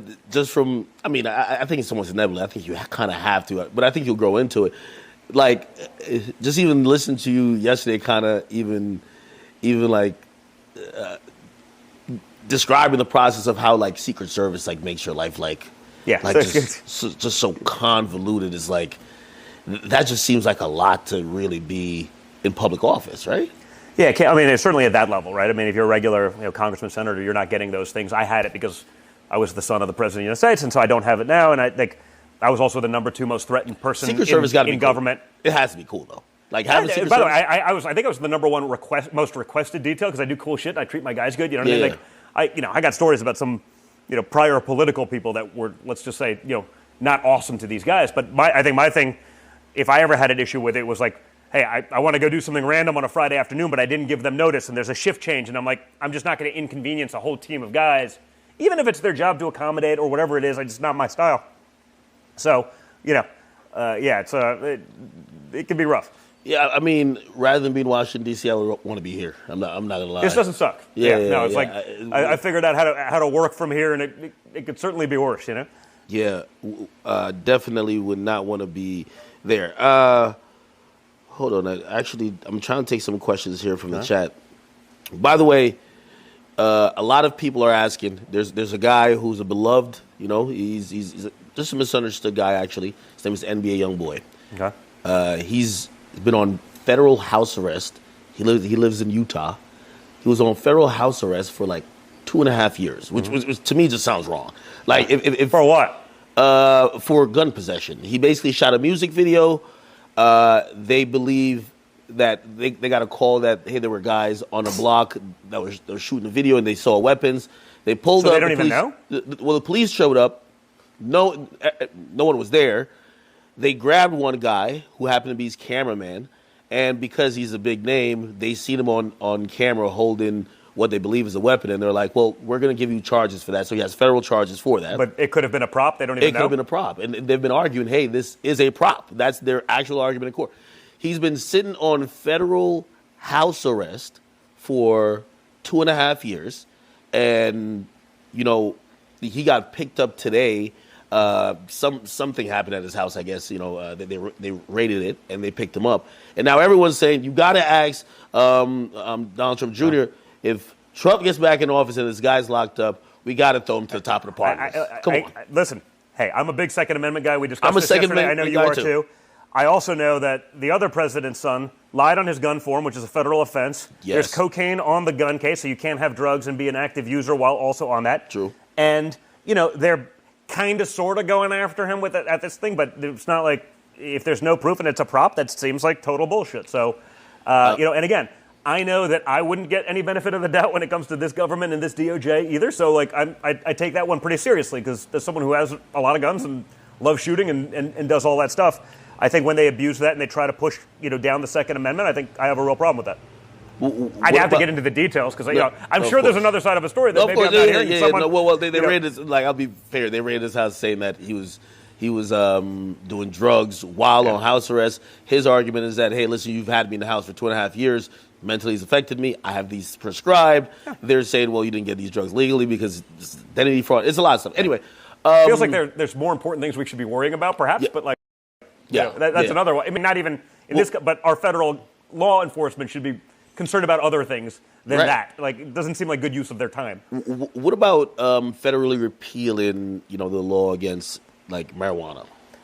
Yeah. Okay. So this is one that can definitely get you in trouble on certain sides, but like. I know, just growing up, a lot of people, alcoholism, issues like that.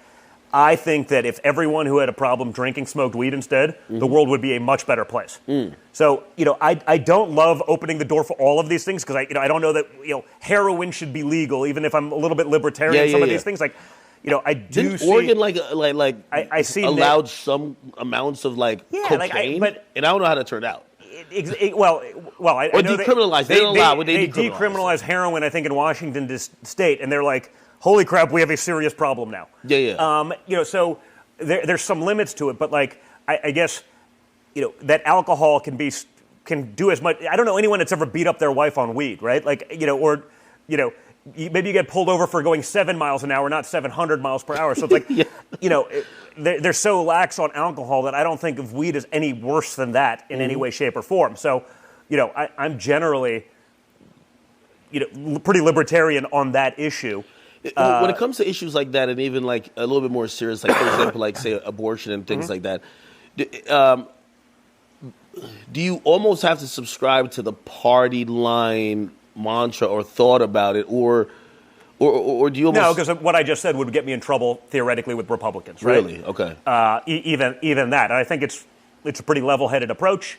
It understands hey, when I think about legalizing, well, you can regulate some of it, you can tax some of it, you can make sure that fentanyl doesn't end up in it. I mean, the amount of people that I know, well, my nephew was at college and he thought he was taking a Xanax and it was laced with fentanyl, and kid drops dead, just a future gone, a family destroyed. I'm like, I don't know, man, maybe there's a way to actually regulate these things and do that right so that you don't end up with these problems. Because guess what? There's going to be a black market for it. There's going to be, an underground, way that people get it. They're not going to stop doing it because we say it's bad. Like, I don't think the war on drugs was a success. I think it just put a lot of people in jail probably for bullshit so, I think we have to be realistic about those things. So even my opinion on this, while I think it's pretty rational and realistic, would get me in trouble on my side. It probably will. But that doesn't matter because it doesn't mean it's not right. So I'm not one of these guys that's just, you must follow 100% of one side, and all of this. It's, it becomes hard in our systems where, especially on the conservative side, where, you got to win a primary. And if you're not like all the way over here, you can't do it. Even if it's like, it's not where the country is. Like, I'm not necessarily willing to lose everything because we want to hold tight on one issue, regardless of what that issue is. If the rest of the country isn't there, I mean, that's sort of part of being in a republic, in a democracy, right? So I'm not that way, but it is a problem in politics because you sort of, the people you choose to represent, you sort of have to get through that system where you have to kind of be that way, and then by definition, you're changing your opinion just to be able to win a general election, right? That's sort of sucks. Yeah. Speaking of marijuana and all that, didn't El Chapo want to get you killed, man? I've heard that there was credible threats on me from Iran. Wow. Back after they took out Soleimani. That was probably our whole family, right? That was Well, hey. And El Chapo apparently had a bounty on. Really? That's what I was told. You at that point just stay away from that Mexican. Well, I used to go to I'm a big outdoors guy, right? So I used to go down Baja Peninsula, Cabo, all the way up to Sonora. I've been to Sonora 30 times. That's peak, cartel areas. I used to go there, go hunting in the desert, just awesome place. I have friends from there, just one of the coolest places in the world to go hang out.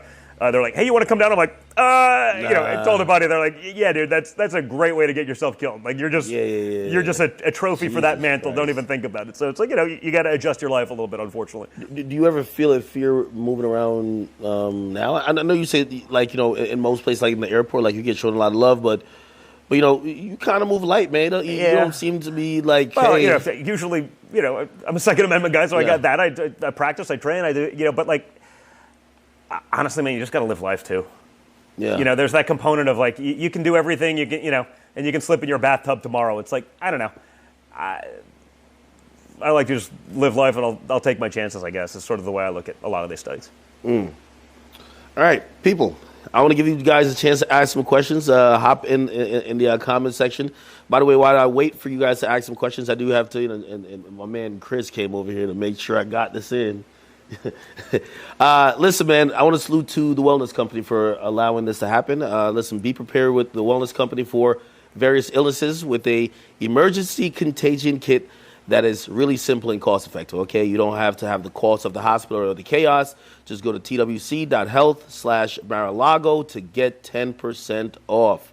Okay, it should be on the screen as well, so you guys could go there. Go get an emergency kit, man. Maybe save you in the future. Okay? All right, let me see what they're saying on here on Rumble.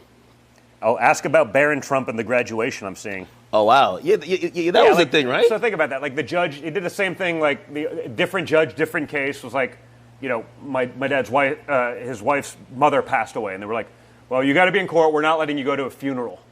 This judge, you got to be there every day for 4 months. You can't go to your son's high school graduation. I'm like, it just feels like they're trying to just, it's a psyop, right? They're just trying to destroy you. So, I just hope that, again, I think it's so ridiculous. It's so, he's got to be there for jury selection. He can't go to a high school graduation. I'm like, I don't know. I think you can say you can miss something like that. That's me. But again, I think it's so petty at this point. It's so ridiculous that real people who may not know all the details that I, try to articulate about how shady all of this all is in terms of the way they're doing it, in terms of the way they're breaking the rules. But like, try to point it out that regular people are like, oh, wait a minute. Like that. Oh, I didn't realize that. That's insane. Like that's, so, it is very much, a persecution. So, that's what I guess I'd say about that one. But, it's just another example of all of these things. 2028. They're saying, is there a possibility? Of me? Yeah. Oh, God. Well, listen. That someone would even think it is a great compliment, but we got to let me worry about 2024 first. Let's get that out of the way, and we'll figure out. Actually, there's a lot of hear about crypto. That's sort of interesting. I like it because I've become so like untrusting of the government. Really? But I also don't want I don't want a government-controlled crypto either. You know what I mean? Because I think it defeats the purpose of all that. With you saying that, given the fact that your father was the head of the government. Yeah, but look at what they tried to do to him. Yeah. They impeached him twice. They tried to throw me in jail for treason. Again, that's a crime punishable by death. I'm sitting there like, I don't understand. Like, and this wasn't like low-level people. This is the head of an intelligence committee doing it.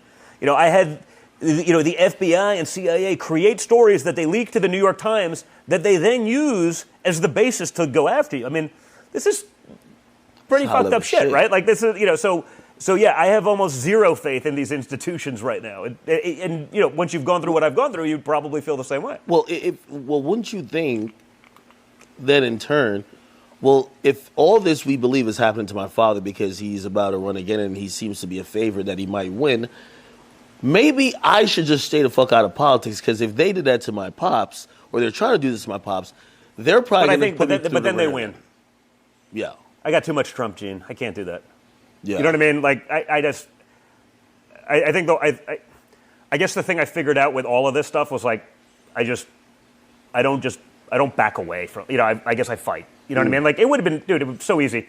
But hey, I'm staying out of politics. I'll keep building buildings in New York City, not take a front stage. I mean, before my father announced, I was a top contender for the Republican nomination. Even if he was in it, I was like number 2 amongst Republicans, right? For that side of the thing. Or I was top 3 at all times, whether he was in it or not. If he was out of it, oftentimes I was number 1, a year ago when they were polling these things before it became kind of official. So, like, I'm in that fight now, and it's just, I'll stay in it one way or the other. Whether I run or not, who knows? That's a different story. But, like, one way or the other, I'm going to stay in the game because I think we have to, man. I got 5 young kids, and I look at what's going on. I'm like, yeah. I wake up some morning, I'm like, is there a TV camera? Are they just fucking with me? You know what I mean? Yeah. Like, Like, I feel like, like the Truman Show, right? Like, am I the star of the Truman Show? Like, Exactly. There's just a bunch of hidden cameras, and, like, they're punking me every day, because that's how ridiculous it's gotten, right? Does that make sense? No, it does. They want to know your thoughts on what's going on in Israel or the Israel-Palestine conflict. Listen, well, that one's that's crazy, right? Because it's hard. Do I believe the Palestinian people have a right to exist? 100%. Do I think that someone can allow people to take a drones, motorized drones, fly in and murder and rape women and children at a concert, like, without retaliation? Like, no. Do I want to minimize all civilian casualty? Sure, but you also can't have an enemy combatant that then hides behind women and children in schools and hospitals and then does like an outrage cycle when, they strike back and there's a casualty, right? There's collateral damage. The whole thing just sucks, right?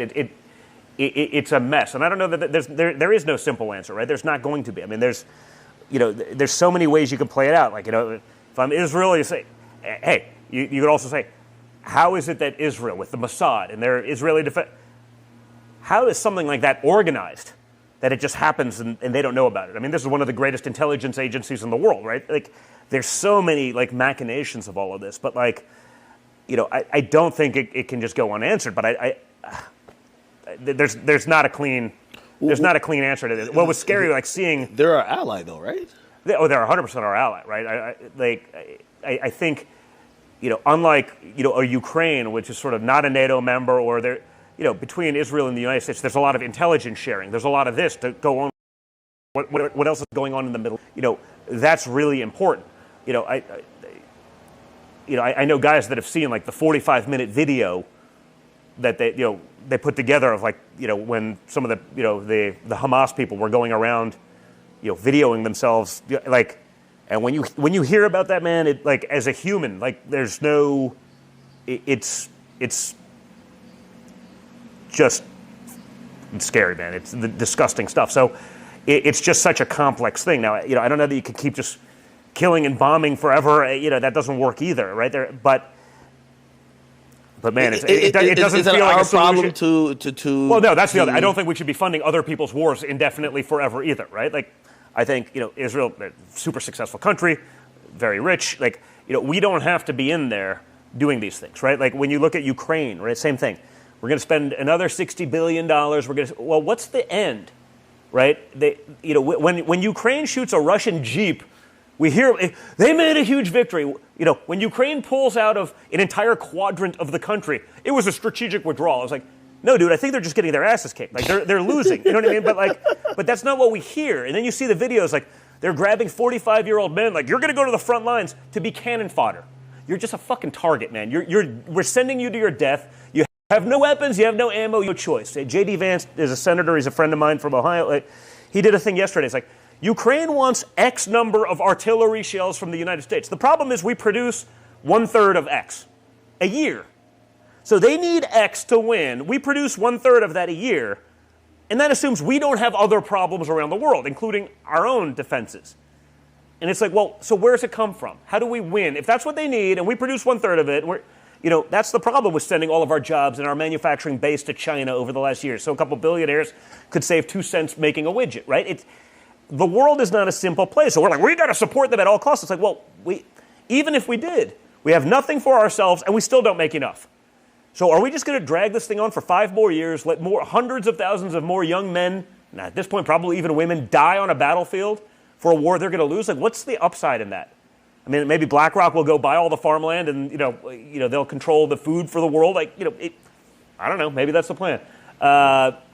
It doesn't make any sense, right? Yeah. And the people who are making these decisions, like, you present them with these facts and it doesn't matter. I'm like, they're so much more concerned about Ukraine than they are America. It's like, it's hard to believe. Like, so, I'm with you. Like, I'm just sort of America first across the board, and that includes Israel. My man Sneeko, you ever heard of Sneeko? Yeah. Sneeko says, is Barron Trump a future president? I don't know, man. You never know. You never know. But he's tall. Yeah. You should play basketball. Hey, what do you think about, like, you've heard of the manosphere, right?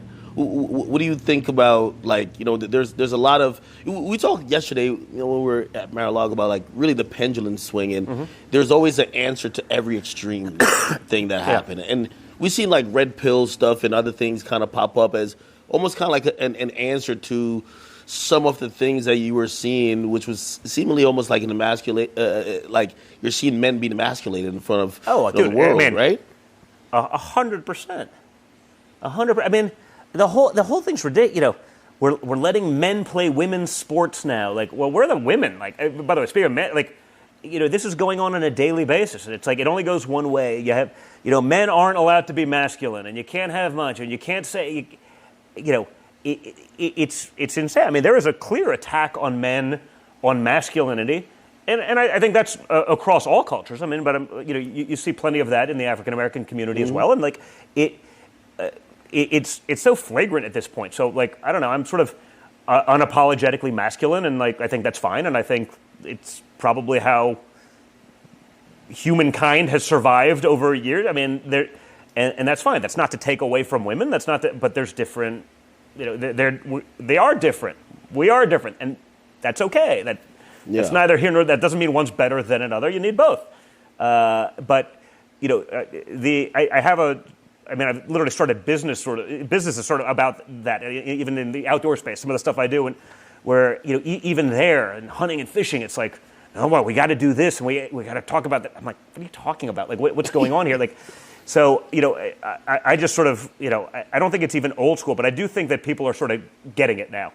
This whole, like, the attack on male culture and, the arbitrary, like, every man needs to be feminine, every woman needs to be masculine. It's like... Well, they almost made it egregious to be like, hey, listen, well men, they're part of rape culture, or there's toxic masculinity. Yeah. Like, being a man just became a crime. Yeah, well, it's toxic masculinity until, like, until shit happens and you need some toxic masculine guys to go take care of the problem, right? Like, and that's the problem, right? It's always like that. Like, so, I have a buddy, Christian Craighead. He's a British guy. He was British SAS. That's like their SEAL teams, right? Yeah. And there was a hostage thing. I think it was Boko Haram in Nairobi, Kenya. They took over a school, young school kids and whatever. And this guy was working in the area, drove by, literally threw on a mask, took an AK, and like just went in and killed all the bad guys. Saved like all these school children. And like the British government, like, this is an example of toxic. I'm like, no, dude, that's a fucking hero. Like, what are you talking about? Like, they were like, you should not have done that. I'm like, you saved, like, these guys were, it's Boko Haram, they're killers. Like, we don't have to give them the benefit of the doubt. My father got in trouble when he called MS-13 animals. Yeah. No, they're fine human beings. Like, what are you talking about? They skin people alive. Like, it's okay. Like, what are we doing? Why do we need to go so far to try to? It's kind of odd. Like, we live in a world now that before we could get anything done, we're going to probably spend 99% of the time arguing over what pronoun to call each other. Yeah, the pronoun argument. I mean, Zim Zer. Like, like, what are we, morons? Like, we're making up language. Yeah. Just making it up. And if you don't do that, like, I don't know, man. Like, this is the kind of stuff, like, if this existed when I was in high school. Like, so I graduated from Penn. That's where Leah Thomas, the great trans swimmer that beat all the women records and stuff. Yeah. Like, if that happened when we were, like, we would have brought a keg of beer down to the swim meet, and we would have had the greatest time in our lives. Yeah. But, like, we're supposed to take it seriously. Like, this dude that's 7 feet tall literally tied Riley Gaines in like the national championship, and because they're trans, even though they're 7 feet tall, have male body structure, male lung capacity, male muscle capacity, but like what we got to give it Zimzer the tiebreaker. Like, like we're like, people have to be looking at us like we've lost our minds. And by the way, if you want to be trans, I don't give a shit. When you're an adult, leave my kids alone. Leave the fucking children alone. Stop going after 3-year-olds and trying to convince, like, who's the most impressionable group in society? Like a young kid. Like, the teacher said, oh, I must be trans. Like, I don't know, man. Like, I told you last night. It's like, when I was a kid, I thought it was an airplane. My parents didn't let me jump off a building. You go through stages in life. Like, every hardship, the answer isn't, well, you must have gender dysphoria. Like, I don't know. Maybe you're just going through a rough time. Let's figure it out. Like, you don't have to chop your dick off to, like, so we're doing these things. It's so it's so insane. And if you call it out, oh my God, you're an oppressor, or you're this. I'm like, I don't know, man. Like, I just feel like we're at this point where like reasonable people have to say enough is enough. And if you do that, you actually win. But if everyone's so afraid, like I said, I think the trans mafia is the most powerful group. I'm like, and I don't know where they came from. Like, 0.2% of the population has total control. No one's willing to cross them. No one's, and I've said it, and I know it's real, and I know that other people think it's bullshit because I'm loud and I'm vocal, and like even Twitter 1.0 before Elon and all that stuff. When this stuff first started happening years ago, I'd be like, I don't know, dude. I think it's bullshit that a guy is like competing against women in sports. Like, I have girls that are great athletes. I think it's unfair.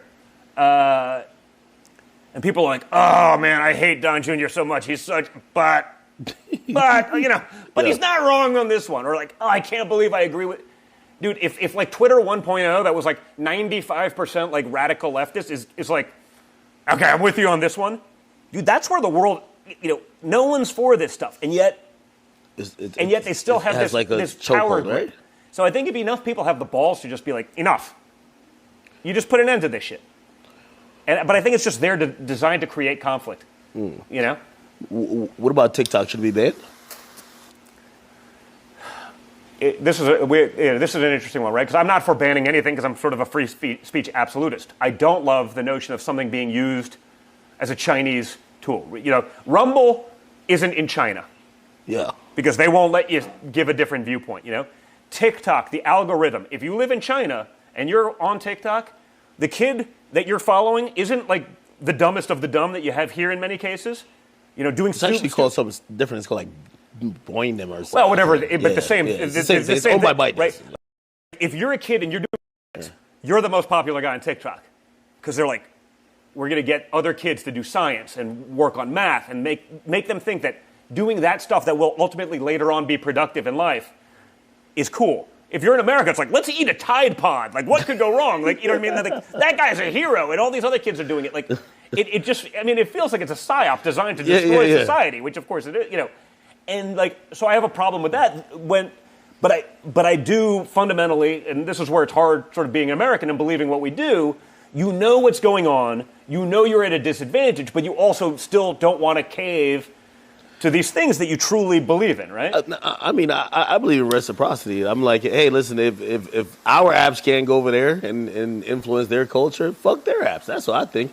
I don't think it should be banned. I think they should sell or force to sell. Yeah, or control in America so the data isn't there. I mean, the other problem you have is like this notion like, hey, I'm 46, right? So I am super psyched that when I was in my teens and like 20s, partying and having a good time and whatever, that I did not have a video camera in my pocket, and neither did my friends. Like, I wake up and every day and be like, thank God, because I did stupid shit that I would not want to have to watch today, right?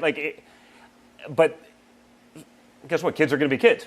They're going to do these things. And if other people are collecting that data and watching, one day that kid's going to be a congressman, or that kid's going to be a senator, or maybe that kid's a president, or a titan of industry, or whatever it is. Hey, remember when you did this? We're going to ruin your life. I don't know. That could come back to haunt you later on. And so, the notion that this data is just always available to someone else and can be weaponized against someone later, that's pretty scary because, that's real power and that's real control. And we have to think about those things as well. Yeah, no, 100%. So, again, I can still be not for banning something, but to understand that. Like, I'd never let my kids on it because I understand what can happen. All right. We got 3 more questions and then we're out of here, people. Okay, Real Riz. People are so interested in this. Yeah, change it real quick. Chat, we're taking 3 more questions. Oh! This shit is bad. Look at his face. Look at his face. Damn. Fucking asshole. Indian fart, bro. Oh, you. Fuck, that smells. Fucking curry muncher. Oh my God. It gets worse. Okay, Real Riz, he sent in $100 actually. They're really interested in. What's my vig, man? Do I get a piece of this? Hey, Chris, give him his cut. What you mean? So really, he says, do you think? And again, this is probably a little bit too much in depth for even me, but maybe you know the answer. Hopefully, so do you think Israel is leveling Palestine to build their own Suez Canal? Not too sure. Yeah, I mean, I don't. It just the land doesn't sort of work that way. I get like, I don't think they're trying to create another thing, but listen. I think a lot of the leveling is because that's where the bad guys are hiding, right? I mean, I think they are doing what they can within reason to avoid the civilian casualties. I don't think they're just indiscriminately attacking civilians, but sort of Hamas has created this ultimate structure, right? Their leadership is hiding in Qatar, and it's like, all right, well, we'll send a couple foot soldiers to go die, and then if a kid gets killed, and we'll use it as the next outrage cycle to generate more funding for our cause. Like, it's sort of a perfect evil, right? Where you can continue that you no matter what happens, you're winning, even if innocent people are dying. And that's the problem when you have sort of leadership that's not actually taking the consequence of the action, right? They want to know your opinion on two people, Elon Musk and Joe Rogan. Listen, it's interesting on both. I mean, I think generally speaking, pretty positive on both. I think I don't think either of them are conservative or Republican. I think they're probably actually left leaning, but I do like sort of what they're doing relative to free speech, right? I think Rogan, has a sort of a great, following of people that, again, probably more left-leaning and everything like that. But like he's like, trans women, men, whatever, in women's sports, like this is bullshit. And it's like, sometimes it takes a guy like that who has that pop culture sort of following to be like, hey guys, like, isn't it time to say enough? And so I think he's done a lot for that, calling out sort of both sides, the things that are covered from the media. I think he's probably one of the most powerful voices in that. I think, Elon, with what's going on at Twitter, for the most part, I don't think it's perfect, and there's things that, I think, maybe truth. Certainly, I think Rumble certainly has demonstrated as they've dealt with the attacks, in international space. Be like, hey, if you don't censor this person, we'll take that loss. We'll leave the country. If you're not going to do our thing. Rumble's number one. France, you had issues obviously in Turkey. You have the stuff going on down in Brazil right now. I think, aside from sort of that pop culture side, I mean, I think Elon's probably one of the great minds of our, the Einstein of this era. I mean, guys privately sending things into space and like creating satellite networks. Like he's just doing stuff that, I mean, so profound, right? It's next level. I mean, this is the stuff that sort of advances civilization. So, I got nothing but respect for that. I don't know necessarily, fully where he stands on that, but I think, if what he's saying is accurate and what he's doing for the most part, it's not. I don't think it's perfect, but I mean, I think, for mankind as a whole, it's really important. What about the artist formerly known as Kanye West, aka Ye? Listen, I don't actually know him. I've never. I think I've spoken to him like FaceTime a couple times through other friends that knew him, whether it was Candace or Charlie Kirk, some of those guys years ago. I mean, clearly a genius. Clearly also like manic in his own way. So I'm trying to figure it out. I can't tell if he at one point wanted to run for presidency too. Oh, I know. People were doing the Trump West ticket. Could that happen? Hey, you never say who's never the VP, man? We need a leak. Yeah, I thought I saw some, you for VP. I mean that could happen, but I'll be on the Don Jr. ticket in 2028. Let's get Ye on this one. Really make heads explode. Yeah, let's get Ye on this one. Well, I mean, obviously he's also been deplatforming, and he's came under a lot of fire for some of his words and things like this, and they've called him anti-Semitic. Do you think, and I don't know how closely. Again, you haven't really met him. I said, I don't know him that way. Listen, you hear some of the stuff you say, and I'm like, it's a little, it's a little much, and but then sometimes you just sort of be like, well, he's an artist in the moment, and there's this. So I don't know him well enough, and I don't honestly follow it enough to be like, okay, this is where his heart really is, and he's saying the quiet part out loud, and maybe he got, and he actually believes it. He's heavily against abortion. When he went on his pre-campaign, well, yeah, he started crying. He said he's not with it. Yeah, no. Listen, I appreciate probably what he did in terms of finding Jesus in some things, and I think maybe some of that conflicts with some of the other things he said. So you're having a hard time figuring out where he really stands. Yeah. But he definitely from the African American community he took a great leap when he sat with your father in the Oval Office. I think a lot of people felt like I think that took balls, and you appreciate that. And then, but I think he also showed up to Mar-a-Lago and brought Nick Fuentes, who my father would have no idea who that is, but it's this alt-right kind of. Yeah. I'm you don't need to do that either, right? Because it's true. Then it's it's like I said earlier, my dad has no idea who that is, and it's oh, so that feels a little bit like an ambush, and that's not right either. You know what I mean? It's hard. I mean, as an artist, you appreciate what he is, and perhaps what he could have been. Maybe he could have gone down as one of the biggest ever, right? No, he's one of the biggest ever. I think in business that may be he could harder have done more. now. The business side is going to be harder. Yeah. The business side is going to be I think he'll do great, almost irrespective. I think he'll always have a following, but it's hard to get to maybe the highest level without sort of the aid of the corporate world globally. And I think at this point they're looking at the calculus and saying, we can make a lot of money, but there's also a lot of risk that comes with it, and that's hard. I deal with that myself, being a Trump. Do you see anyone out there I think when Trump goes from The Apprentice to being a presidential candidate, I think people are like, this won't happen. But obviously, that's for the highest office in the land. Yeah.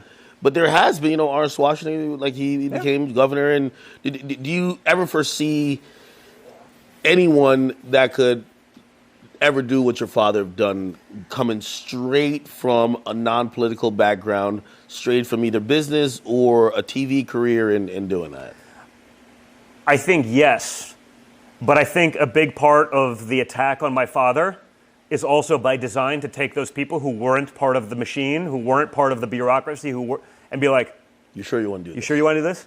Okay. We don't want a disruptor.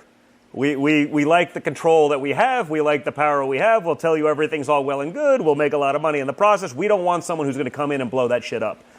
And I think, not all, but, a big component of what they're trying to do to my father is about sending that message to, Elon's not born here, so he couldn't run for president. But, if you had another Elon, be like, hey, man, you got billions of dollars. Is it worth your while? You want to risk going to jail for 700 years because you really believe this, or you're better off just buying into what we say, donate some money to the Democrats and call it a day and live a nice, easy existence. I think that a lot of this is very much by design to make sure that no one comes in from the outside, or you don't get perhaps the best of the best coming in from the outside. Yeah. We got one more question, the last question. And by the way, this has been an amazing broadcast. We've been going strong for over 2 hours. Unbeknownst to anyone, we've had 15,000 people on YouTube just consistently. We had 20,000 at a point up on Rumble. So cumulatively, we were definitely pushing over 35, close to 40,000. Last question. Somebody make it good. I'm seeing some of the same questions here. By the way, listen, it's the first time I've met him, the first conversation we've had. And by the way, I would love to have another conversation with you as time goes on. I'm game. The world needs more actual conversation. You know what I mean? Yeah. And I'm pretty sure I'm going to go back and people are going to be like, yo, he just sat there and let him spin him. You know what I mean? Oh, yeah, but listen, you're going to take undue amount of shit. I'm probably going to get written up as a terrible human being for something I said. I think I've been reasonably well behaved, but, someone will always have a problem with it. And guess what? That's okay. I think maybe that's what I've learned. You just got to, if you're pleasing everyone, you're not doing anything. You know what I mean? You're not at all edgy. You're not at all this. You're not coming up with anything novel. There's no way to make everyone happy in this world right now, and that's okay. You don't have to. I agree. I guess it's two questions, but I'll ask as one. Chris is trying to tell me something. I know. Aliens. Aliens. No. We just want your thoughts on aliens, or the truth on aliens, okay? And also thoughts on reparations. You could address either one first. Well, aliens, honestly, it feels like this was when my dad was still president. I had him on my podcast quickly just to be like, hey, what do you think? And he sort of just, I was like, it was the only question I actually wanted. I don't care who shot Kennedy. I'm like, aliens. What's going on? And he kind of blew me off. And I'm like, wait. But now, that's how fucked up the world is right now, right? Like, they're like, here's video of UFOs, and no one cares, because the world is actually more chaotic, that as we're literally seeing, like, actual real-world evidence of these things, and they're basically, like, the Pentagon's basically admitting that it's real, and all, and, like, no one cares, because it's like, Like, has your dad seen an alien, like, Area 51 that type thing? I don't think so. At least he has not told me. If it was classified, and he didn't tell me. But there wasn't even, like, a week. Yeah, we're like, son, I seen him. It had 15 eyes. Yeah, I'll bring it back up. You know what I mean? If I see him somewhere between one of these court cases, I'll bring it back up, and I'll let you know if there's more of a hint. But like, it feels like they're actually releasing real evidence of this stuff, and like everyone's like, just Tuesday.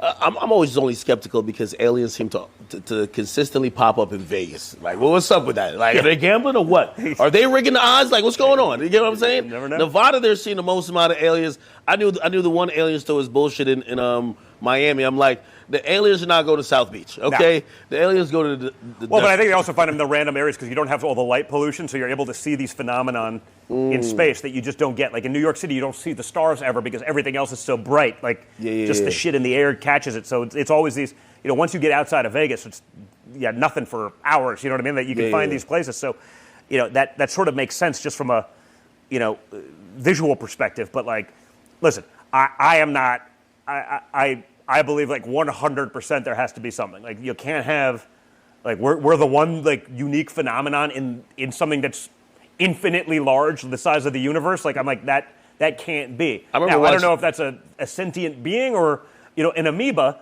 There's probably a lot of all of it, but there's got to be something. I remember watching Independence Day, and I always remembered like Will Smith like dragging that alien back, and I'm like, there has to be like an alien carcass somewhere, like in a lab.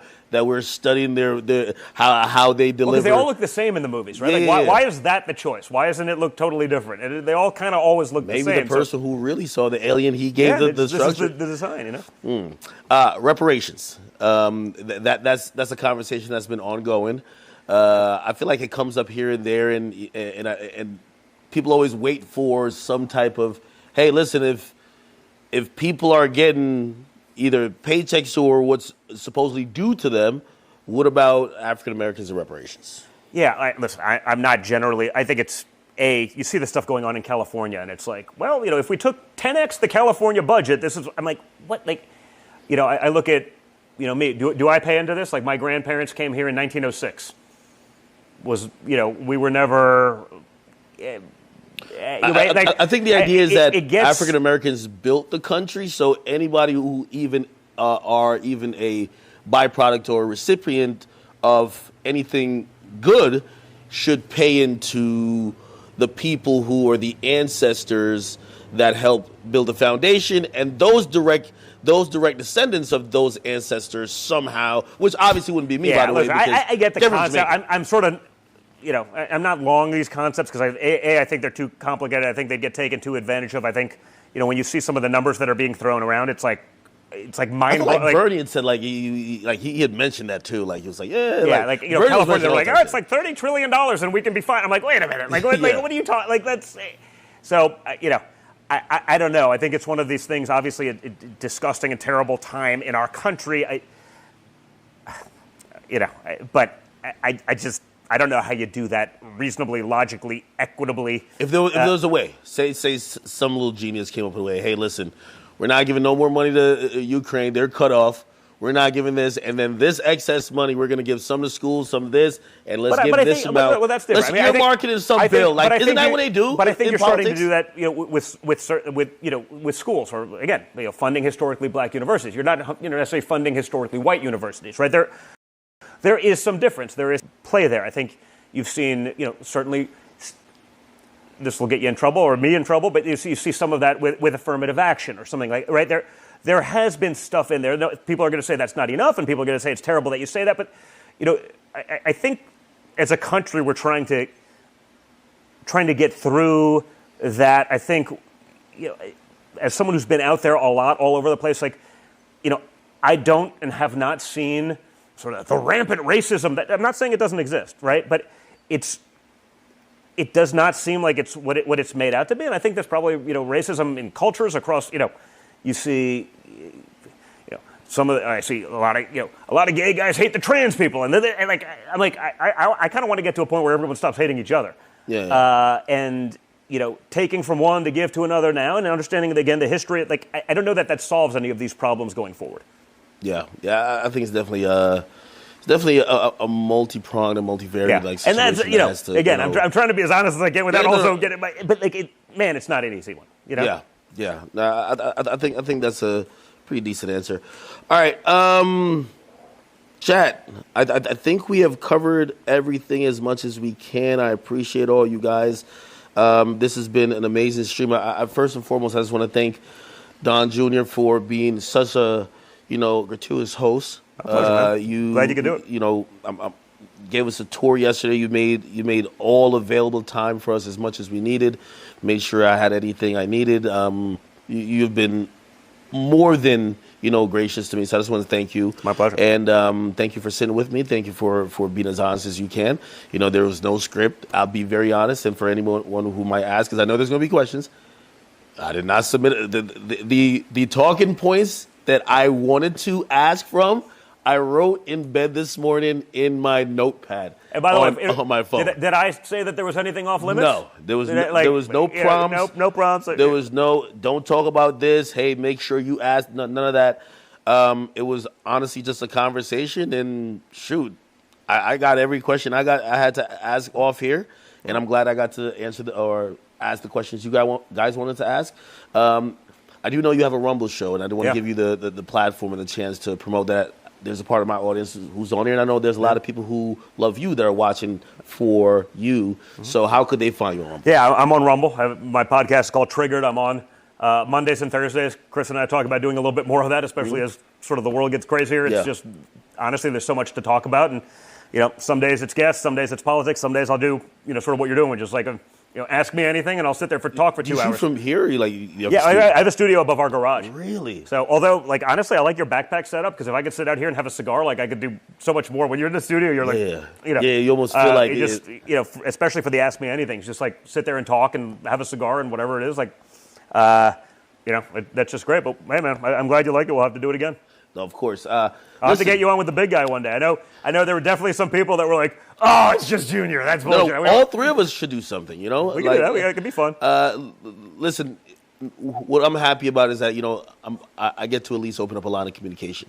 Listen, I think it's important, because I think there's been so much, a lot of misinformation, a lot, just out there. So anything you didn't do to kind of just be an honest broker and all that, I think is really important. Yeah, definitely. All right, people. Thank you guys. Chris, am I good? Did I read any ads? Chris over here, he's just like thumbing through the chat. Now I'm playing. Yeah. Listen, thank you guys. I will be back on stream. I know a lot of you guys are like, okay, great. Now we got our politics fixed for the month. Let's get back to the rap beef. Let's get back to the rap and music stuff. We're going to get back to it. Actually, expect to stream tonight. If you guys are watching a Rumble and you haven't hit the subscription button, please hit the follow button. Please subscribe, okay? Also, if you follow on other platforms, please do the same. You guys can catch me on social media at I'm Akademiks, on Instagram, of course, at Akademiks as well. That's the media page. And, of course, where could they get you? Donald J. Trump Jr. on basically all the platforms. Truth Social, Twitter, Instagram, Facebook, and then, obviously, the Rumble, Triggered podcast. And you probably got to go to his page to see what he's posting, because super shadow banned, all right? Yeah. It's not going to pop into your feed, I promise you that. But if you follow me, you'll probably have a couple laughs out of it. Whether you agree with anything I say or not, it's still funny. Exactly. All right, people, thank you for watching. Another, actually, I was about to say podcast, but this is a live stream. This is lit. All right, peace out, guys. Be good, guys.